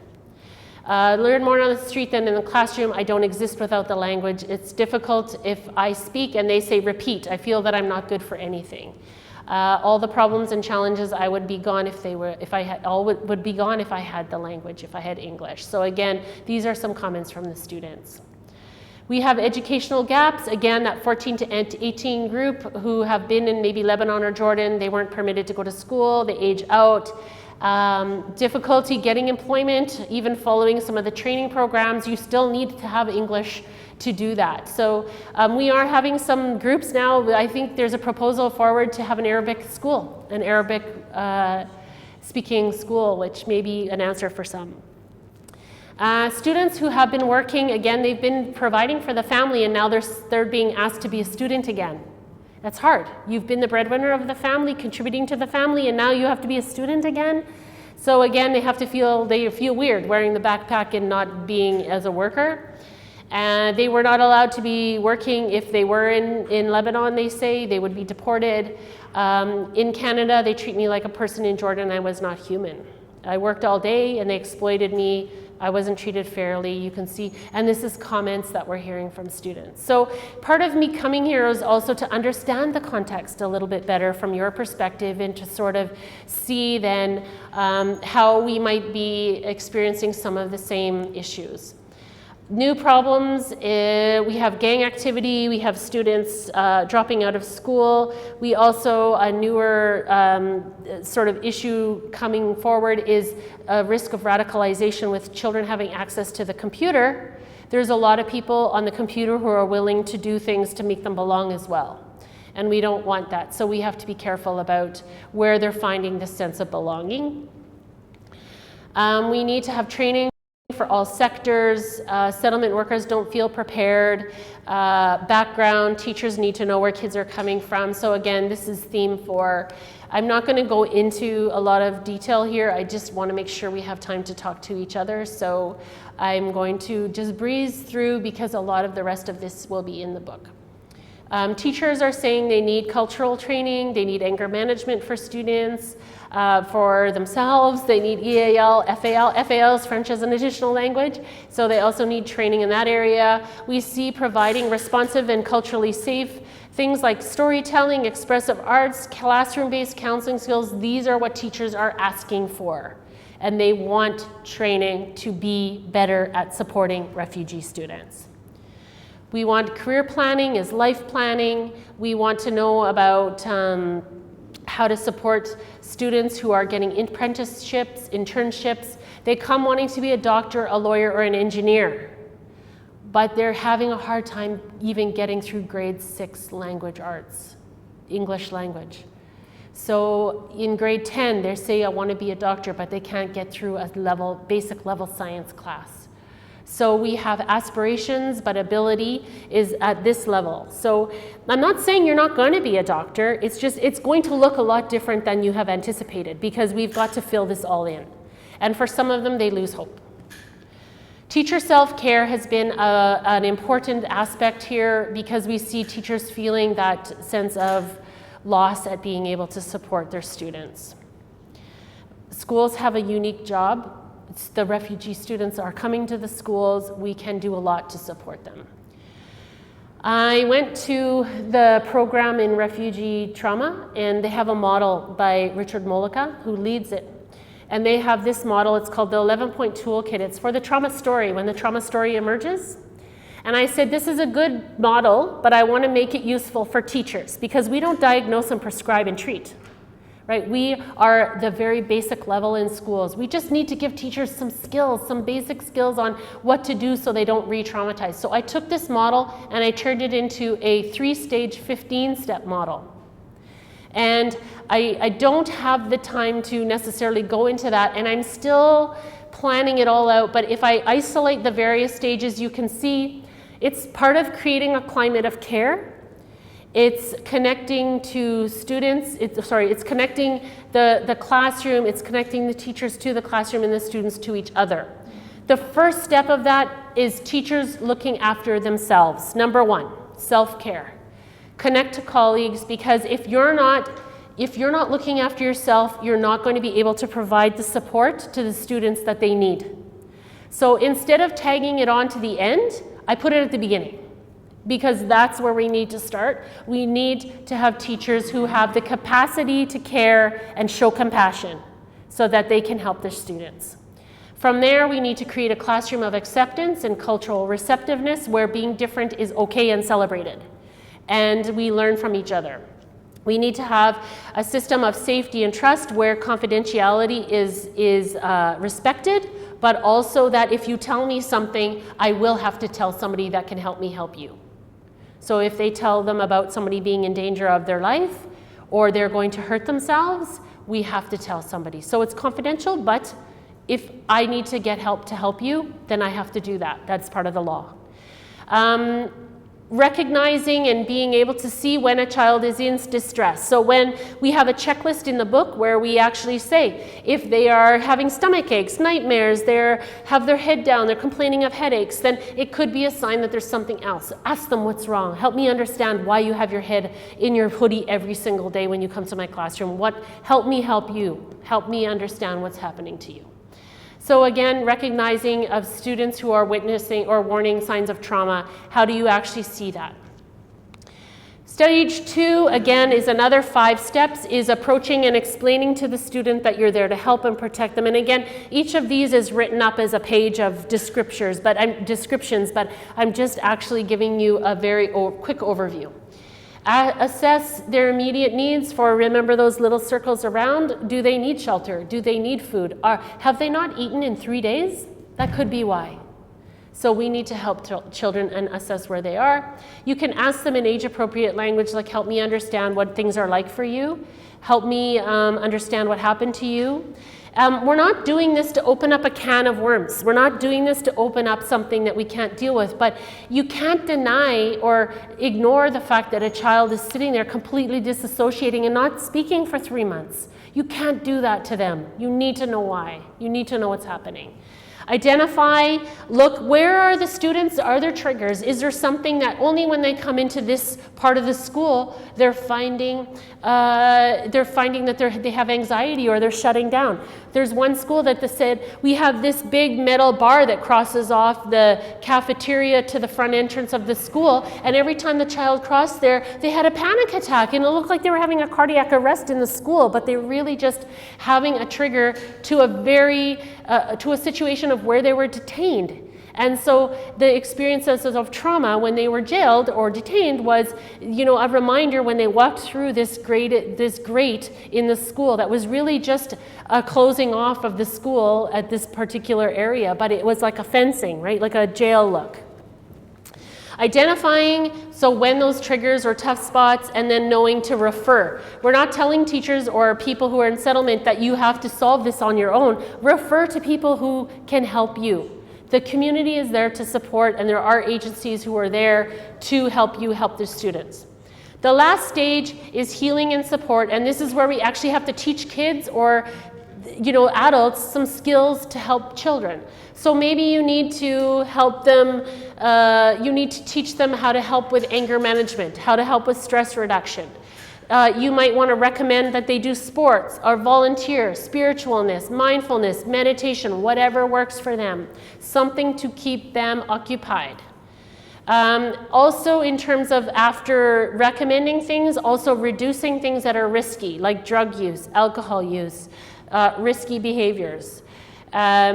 Giving students homework. What are their next steps? What's a challenge for them? What do they need to work on? So, maybe every time you walk through a doorway, I want you to say something positive to yourself in your head. I'm okay, I'll be good. Anything, like something to help them get better. So again, we're giving them tools to help with trauma, help with the experience that they're having. Close, give them a schedule, confirm to follow up with the child, and also reflect and review on what you did as an adult and as a caregiver in helping them. So help them find a way to, or help you understand what you did with the child or that particular person, and see if that's a strategy that you can use again. Maybe not. Maybe it won't work. The last part we talked a little bit about was the theme of hopes and dreams. I'm not going to go into that, but again, you can see people have hopes, but some of them have lost them. The parents, that is the quotation that I spoke about earlier. That's what they want, that's why they came. In summary, we still need to support psychosocial. We have to keep building capacity, find culturally relevant resources, a long-term strategy. The book is there as a support tool, and there's those are the key themes that you'll see in the first section of the book, which I've touched on a little bit today. There's lessons for supporting teachers. In this particular one, the themes of the program of teaching teachers link to the themes that we found in the research. So I will probably just move into the last part here. There's thematic lessons for students on listening, self-awareness, the handling loss, grief, career development.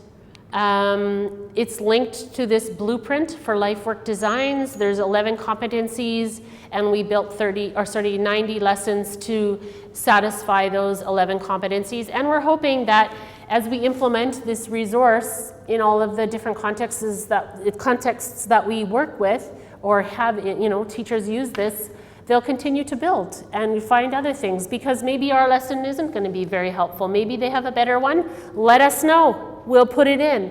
Maybe there'll be an edition, a second edition. Maybe the work that we do in Lebanon will help us understand we're not on the right path here. Maybe we need to skip this. This is not useful. What we need to do is this. Maybe we'll learn from you and say, this is not, we had our eyes, we weren't watching, we weren't very clear on what the kids were actually saying to us. What they're saying is this. Therefore, you need to do this, not that. So that's what Danya and I will be doing here, is trying to learn a little bit more, and we're hoping that it's not just a 1 week kind of learning experience, it's a longer term where we can compare the ways that we do things in Canada with here and learn together.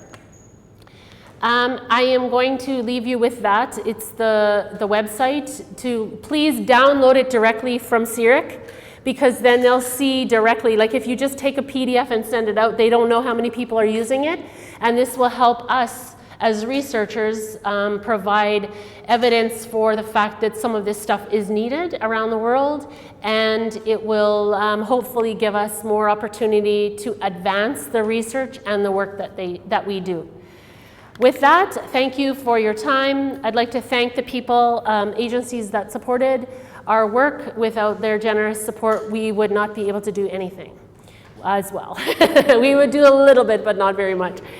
So thank you for your time, and I will let you ask some questions, and thank you for your undivided attention and interest. Thank you very much. I think your presentation really sheds light on how there are a lot of similarities in the context of dealing with refugee children and education and communities as well, but also some issues that are quite different. And interestingly enough is that even in a developed country like Canada, you learn that there are challenges that persist, despite the I'm sorry, I have to go because I have a class. It's okay. Your class is sorry. more important. Thank you. It was an opportunity to be I with. have my questions with Sami. Okay, thank you. I will just explain it to him. Wonderful. And Yes. you will ask and deliver it back to me. Okay, okay. Thank you very much. And so I think now we'll open it up to questions and comments. I myself have a list of questions, but I can let's open it up for some questions. We'll take a few questions and then we'll let Jen answer. Then we'll go back to another round of questions. Comments, questions? I have Can you introduce yourself, please? Yes, I'm Karine. I'm actively looking to work in everything related to anti-refugee sentiment in Lebanon and the acceptance of refugees within the workplace in Lebanon. And that's why I came here. And first, I'd like to thank you a lot for the talk. It was very interesting, very eye-opening. I have 3 questions to ask.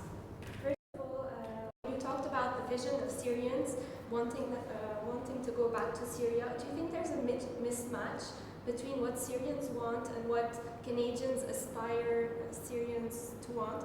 Like, Canadians feel that it's a long-term settlement, and Syrians feel that it's a short or a quick fix solution, and that they're going to go back to their country, and that's why probably the children aren't really involved in the education system, and they don't really put their best when they're working, because they think that they're going to go back and they're not going to need all these skills. Other questions? Sure. Thanks, Dr. Stewart. My name is Connor. I'm a student at Columbia University in New York. I'm working this summer with JSUA, which is an organization that does education, peace building program for Syrian refugees. And I think it's really exciting that you have this book, and it's a free PDF. There are lots of resources in it for people like myself and other practitioners that I work with. The more activities and stuff like this that we can have access to is great. So if you have any other resources that you could recommend for people who are trying to do like peace building, peace education type activities, that would be great. I had a question about peace building because Tell us. oh yes, sorry. My name is Miriam Richard. I'm from Université de Montréal, Quebec, Canada. I'm here for a research project with my supervisor. We are looking at life stories of Syrian refugees in Quebec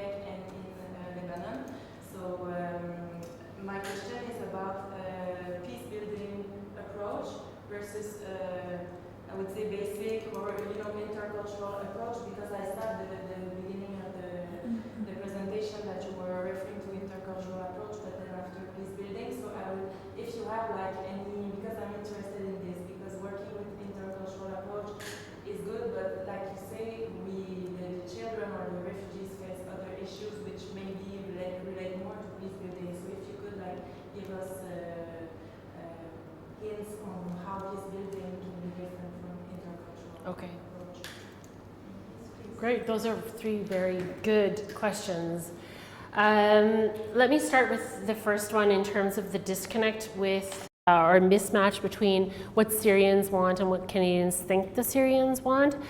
I think when there seems to be a difference as well with many of the people we're interviewing in terms of, and Dania can correct me if I'm wrong, but some of the people who have been a short time are more connected to Syria. So it seemed that if they had been in Canada for a longer time, maybe 3 to 5 years, then they say, oh yes, when I first came here, all I wanted was to go back, but now I am Canadian. So, you know, there seems to be, you come, you have some initial hopes and dreams, and then maybe this personal feeling like you just want it the way it is, but then you start to rebuild your life in Canada, and then you see that as your way forward. So, yes, I think there is a mismatch. I think there's many Canadians who think, well, they should just be happy to be here.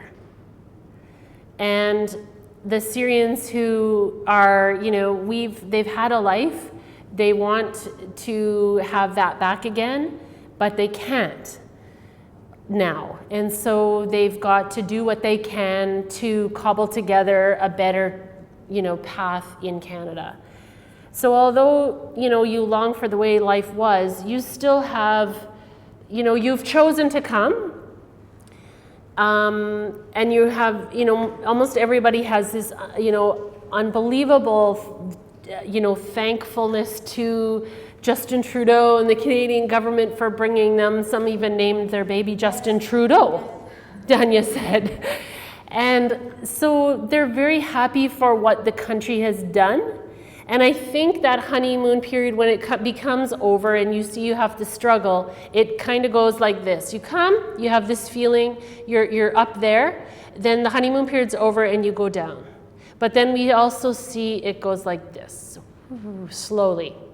And sometimes in my other research, it went like this, oscillating patterns of adjustment, I called it, because one of the principals said, Jan, they soar and they crash. Boom, boom, boom, boom. And we saw this up, down path for long term.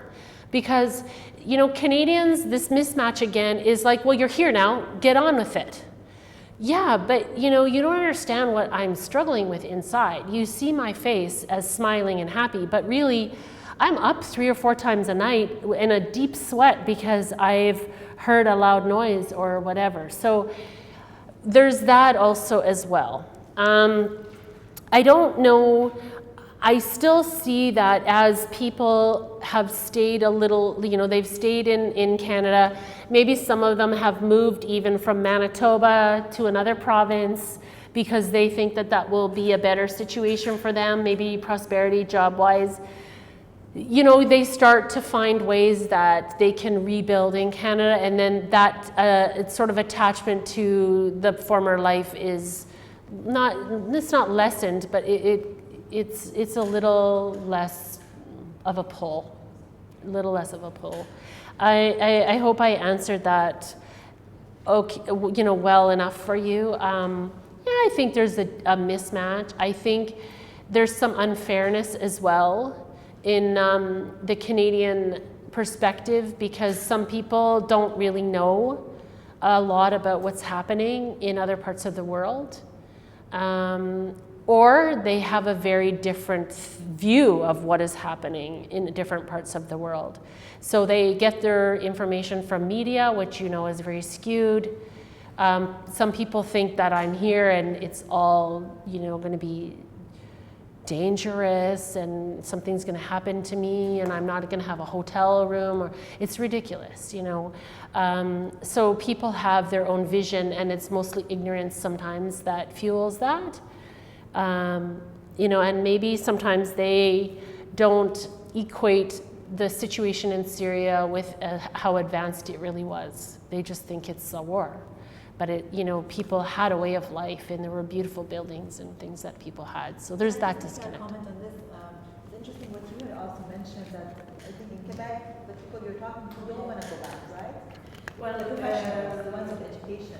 it depends. Some of them, it wasn't an issue that came up really in the research going back or not, but Because a study was done in Turkey, particularly with educated Syrians, other students or university professors or researchers and whatnot, and it was found that about 87% of those interviewed did not want to go back to Syria if the war would end. But these were only, a special population. They had education with them. And so that means they probably had a means to integrate well into the host society. Yes, Whereas yes. if you don't have an education, Absolutely. then the struggles become, increased. And then, especially, I think in a country like Canada, where they appreciate education, and probably there's a need for skilled workers. Yes, there is. Yeah. And so, having an education or some sort of a diploma or certificate in hand may make it easier for you to integrate into society.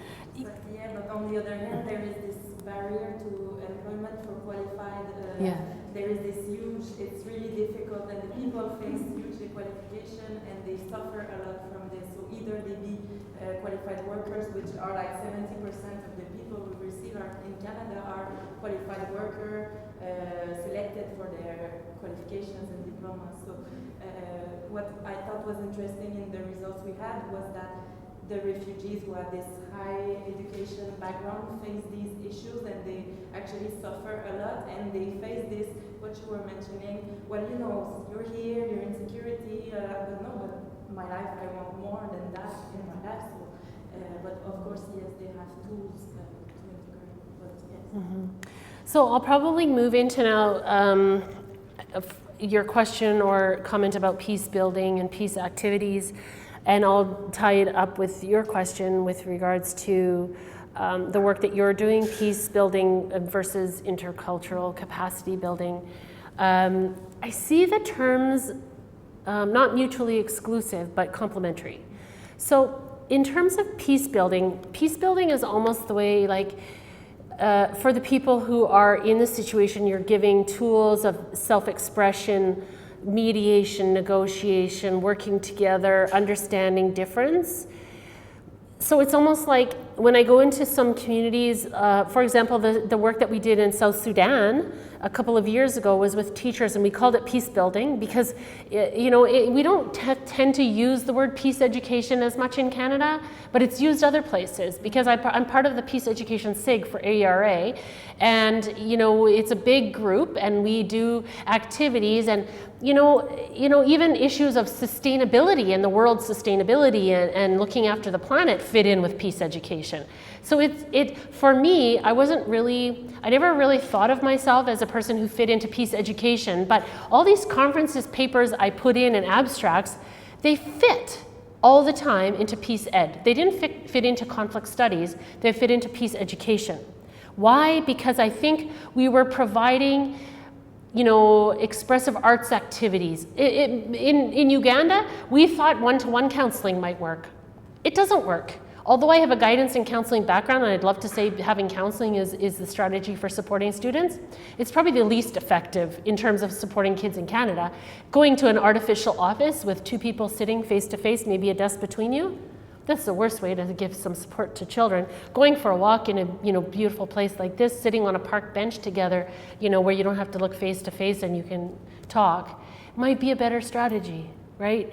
And doing artistic activities or things like music, dance, and drama, you'll hear consistently in post-conflict societies as a better way of supporting children.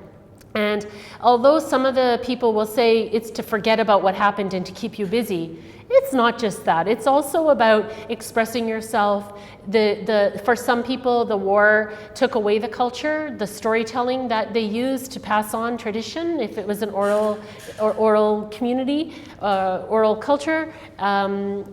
They lost that ability to tell stories. And so you bring that as a strategy back in terms of peace building and giving students or teachers these activities to build in the classroom, incorporate into your classroom activities, into the lessons that you teach. We seem to think that as being more peace building, whereas intercultural seems to be more me working with teachers to say, okay, people are different, let's get on with it, right? Intercultural seems to be how do you work from one person to another. It seems to be a different framework. I don't think you can ever be culturally proficient. I think you just have to be culturally responsive, and you're building capacity to work with other people from other cultures.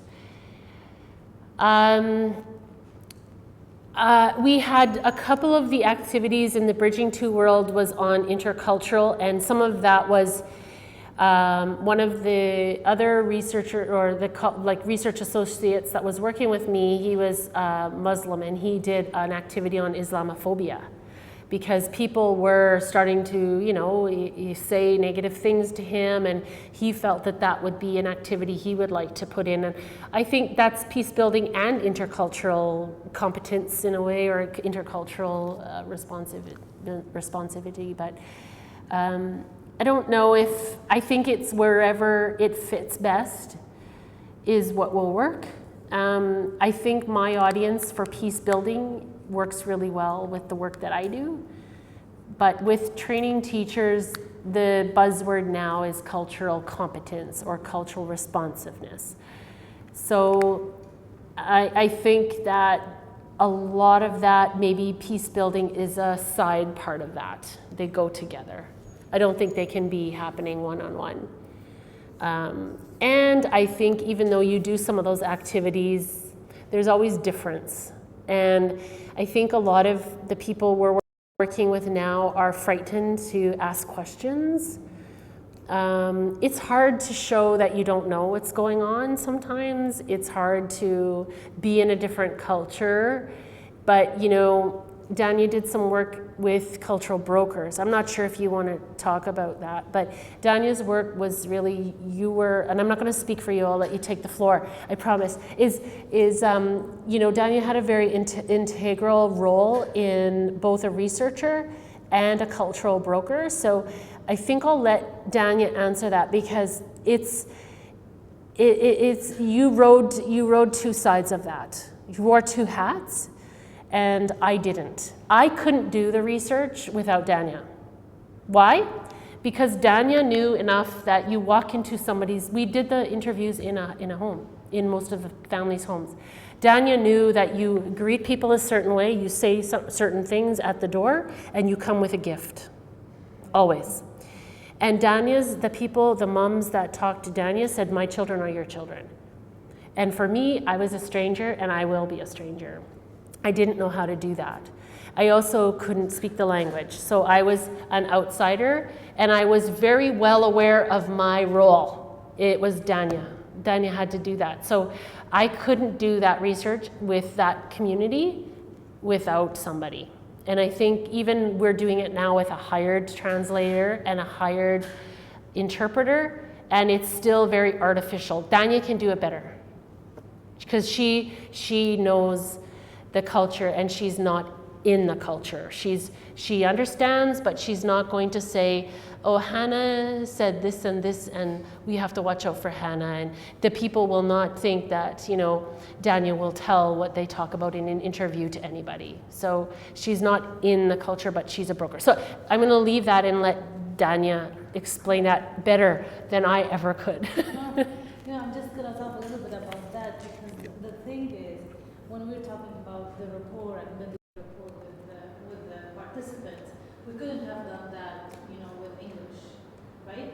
So you had, first of all, to go through as a friend or as someone, and it was really funny. Like when we were doing the interviews, we would ask them permission, like, would you like us? Is it okay for us to interview? And then this is when the mom said, my children are your children. You do whatever you want.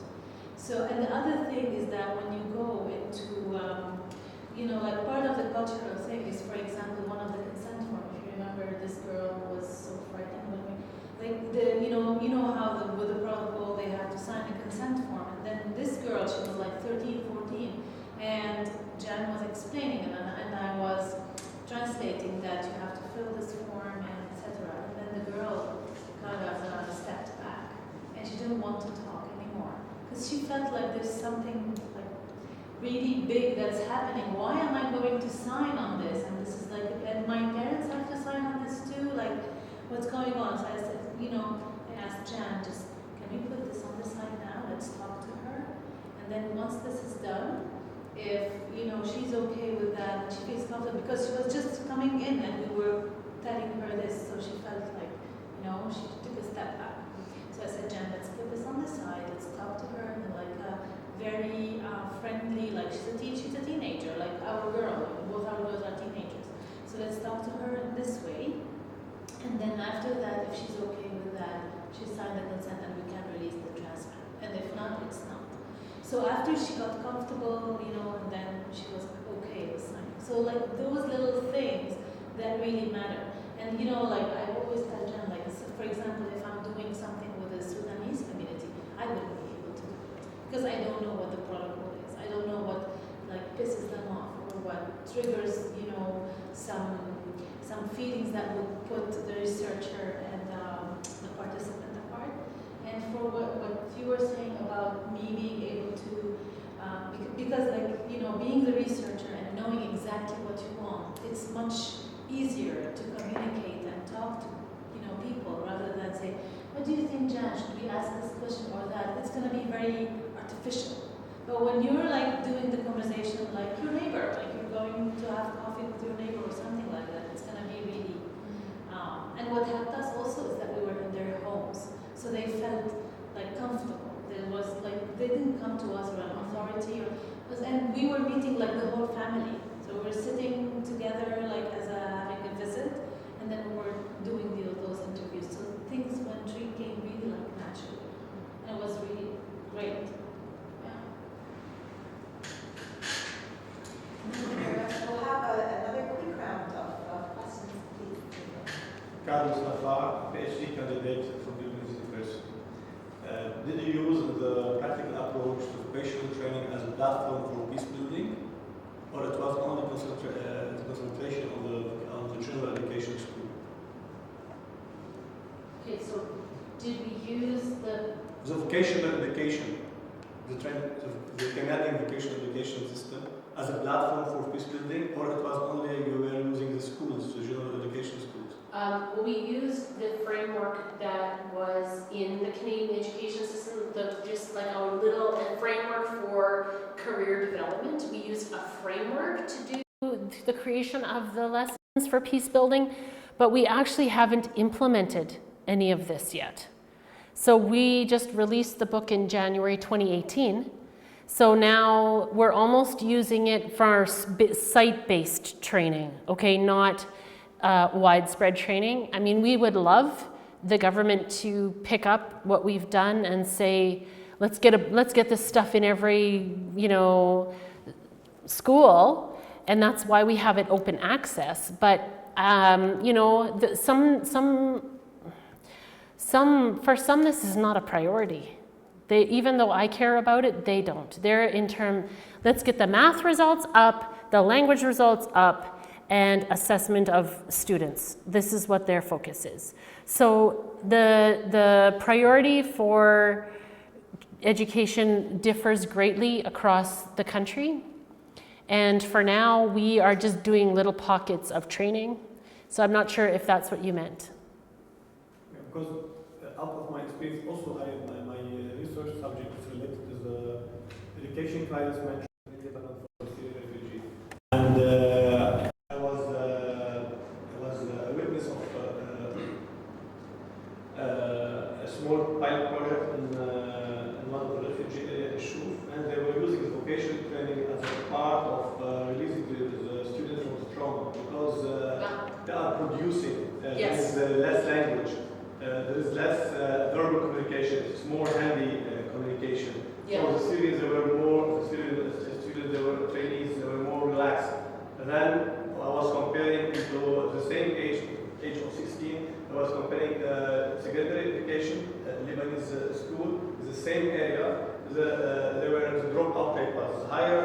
The attention, the trauma, the psychosocial problems they were screened. The rate was much more high than the ones there was a program they named it Earn and Learn. So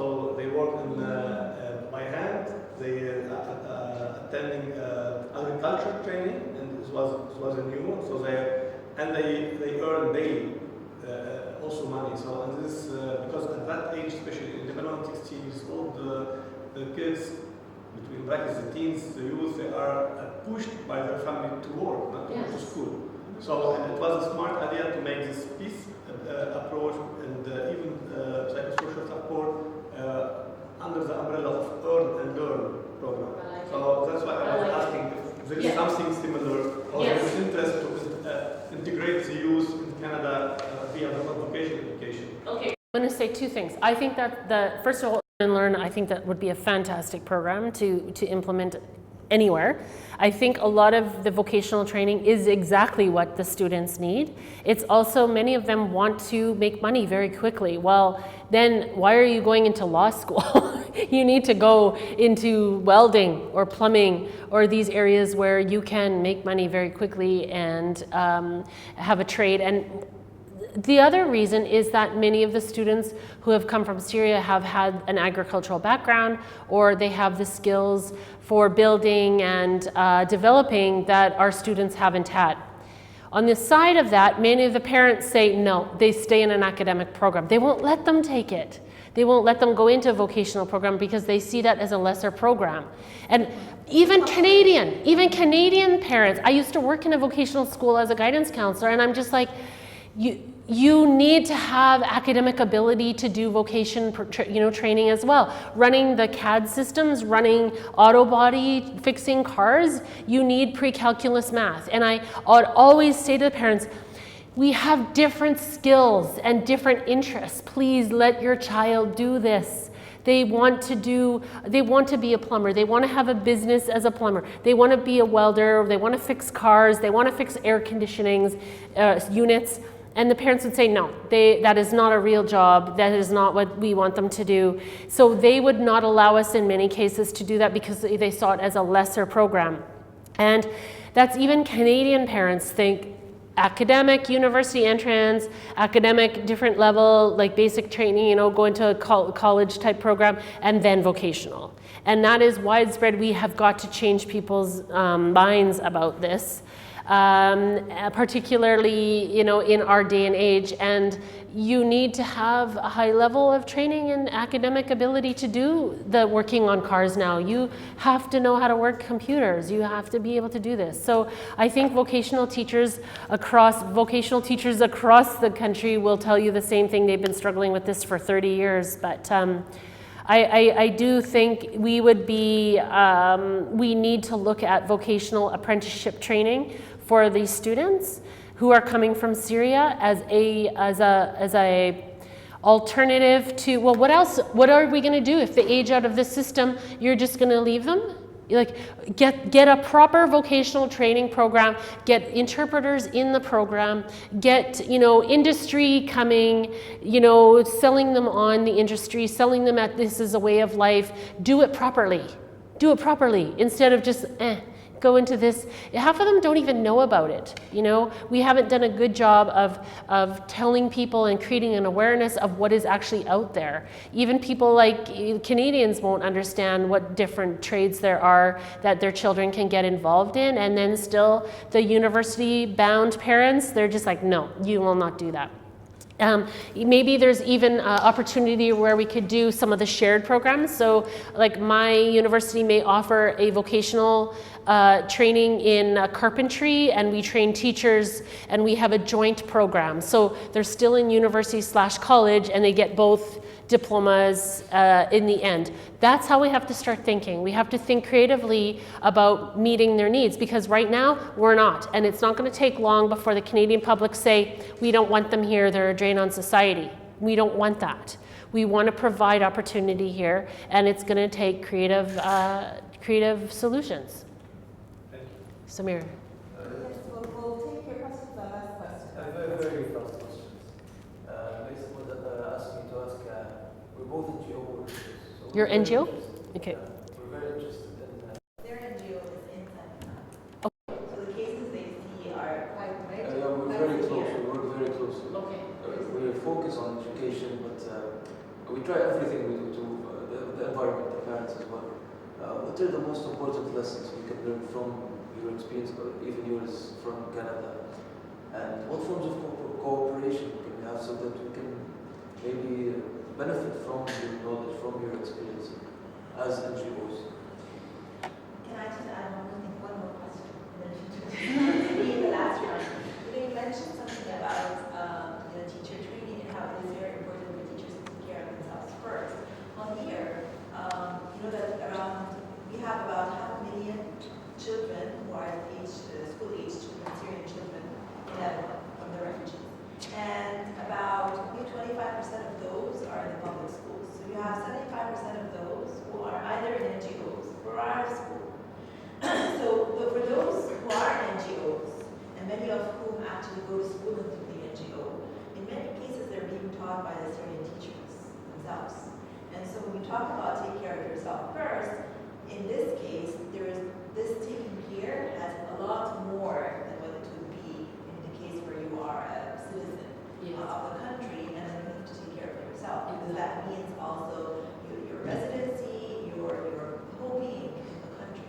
Yeah. And so just your thoughts on that. Yeah, and I saw something I can drop in a parallel point of intersection with some of the teachers I worked in Uganda, where they were also dealing with their own trauma, and they said in this part of the world everybody is affected by war. It's like everybody's affected by trauma.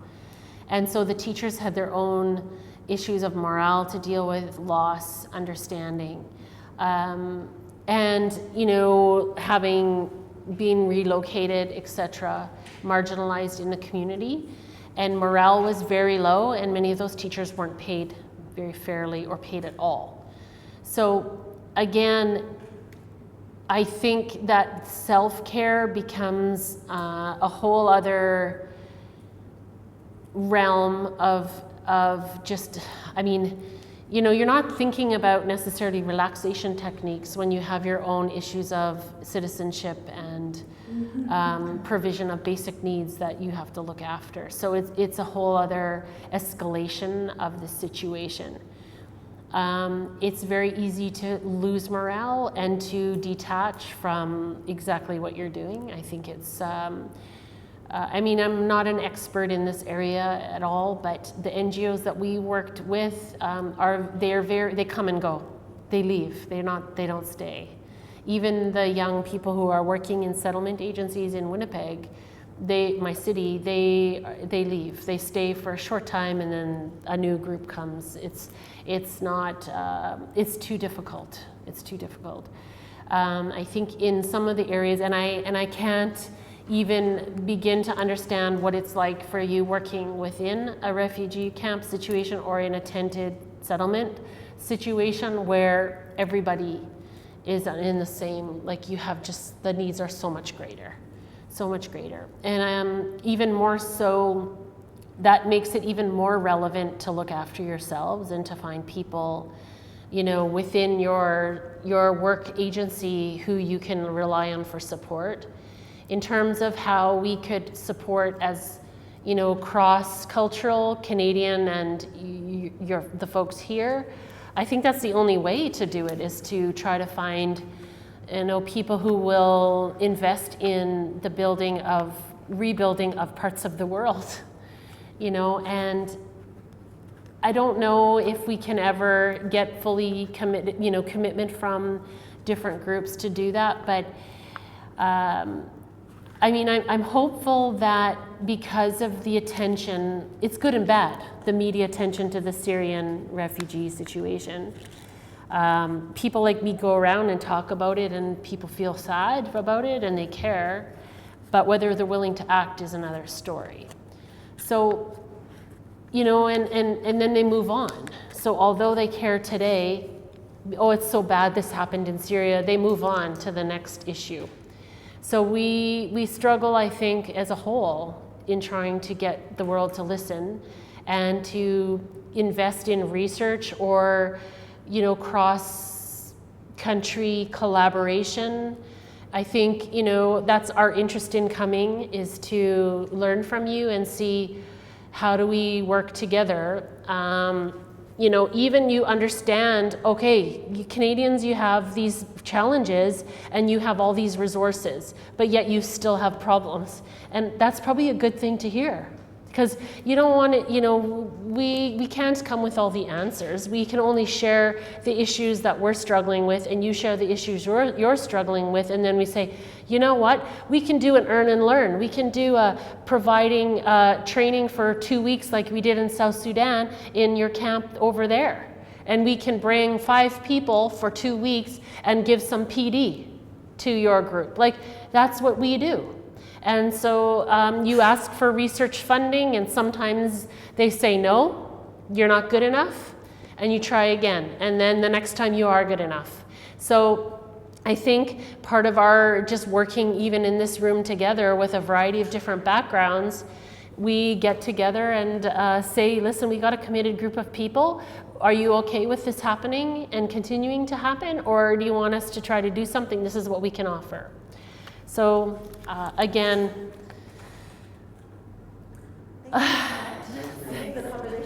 we I know. I think we can, you know, circulate the link to the book, but also your email if you're okay with that. For sure. And Dania's too. She can answer those questions. I think Dania is the one who connected with the Dania. Yes, exactly. Serendipity. Yeah. Thank you everyone for coming. Thank you so much for coming.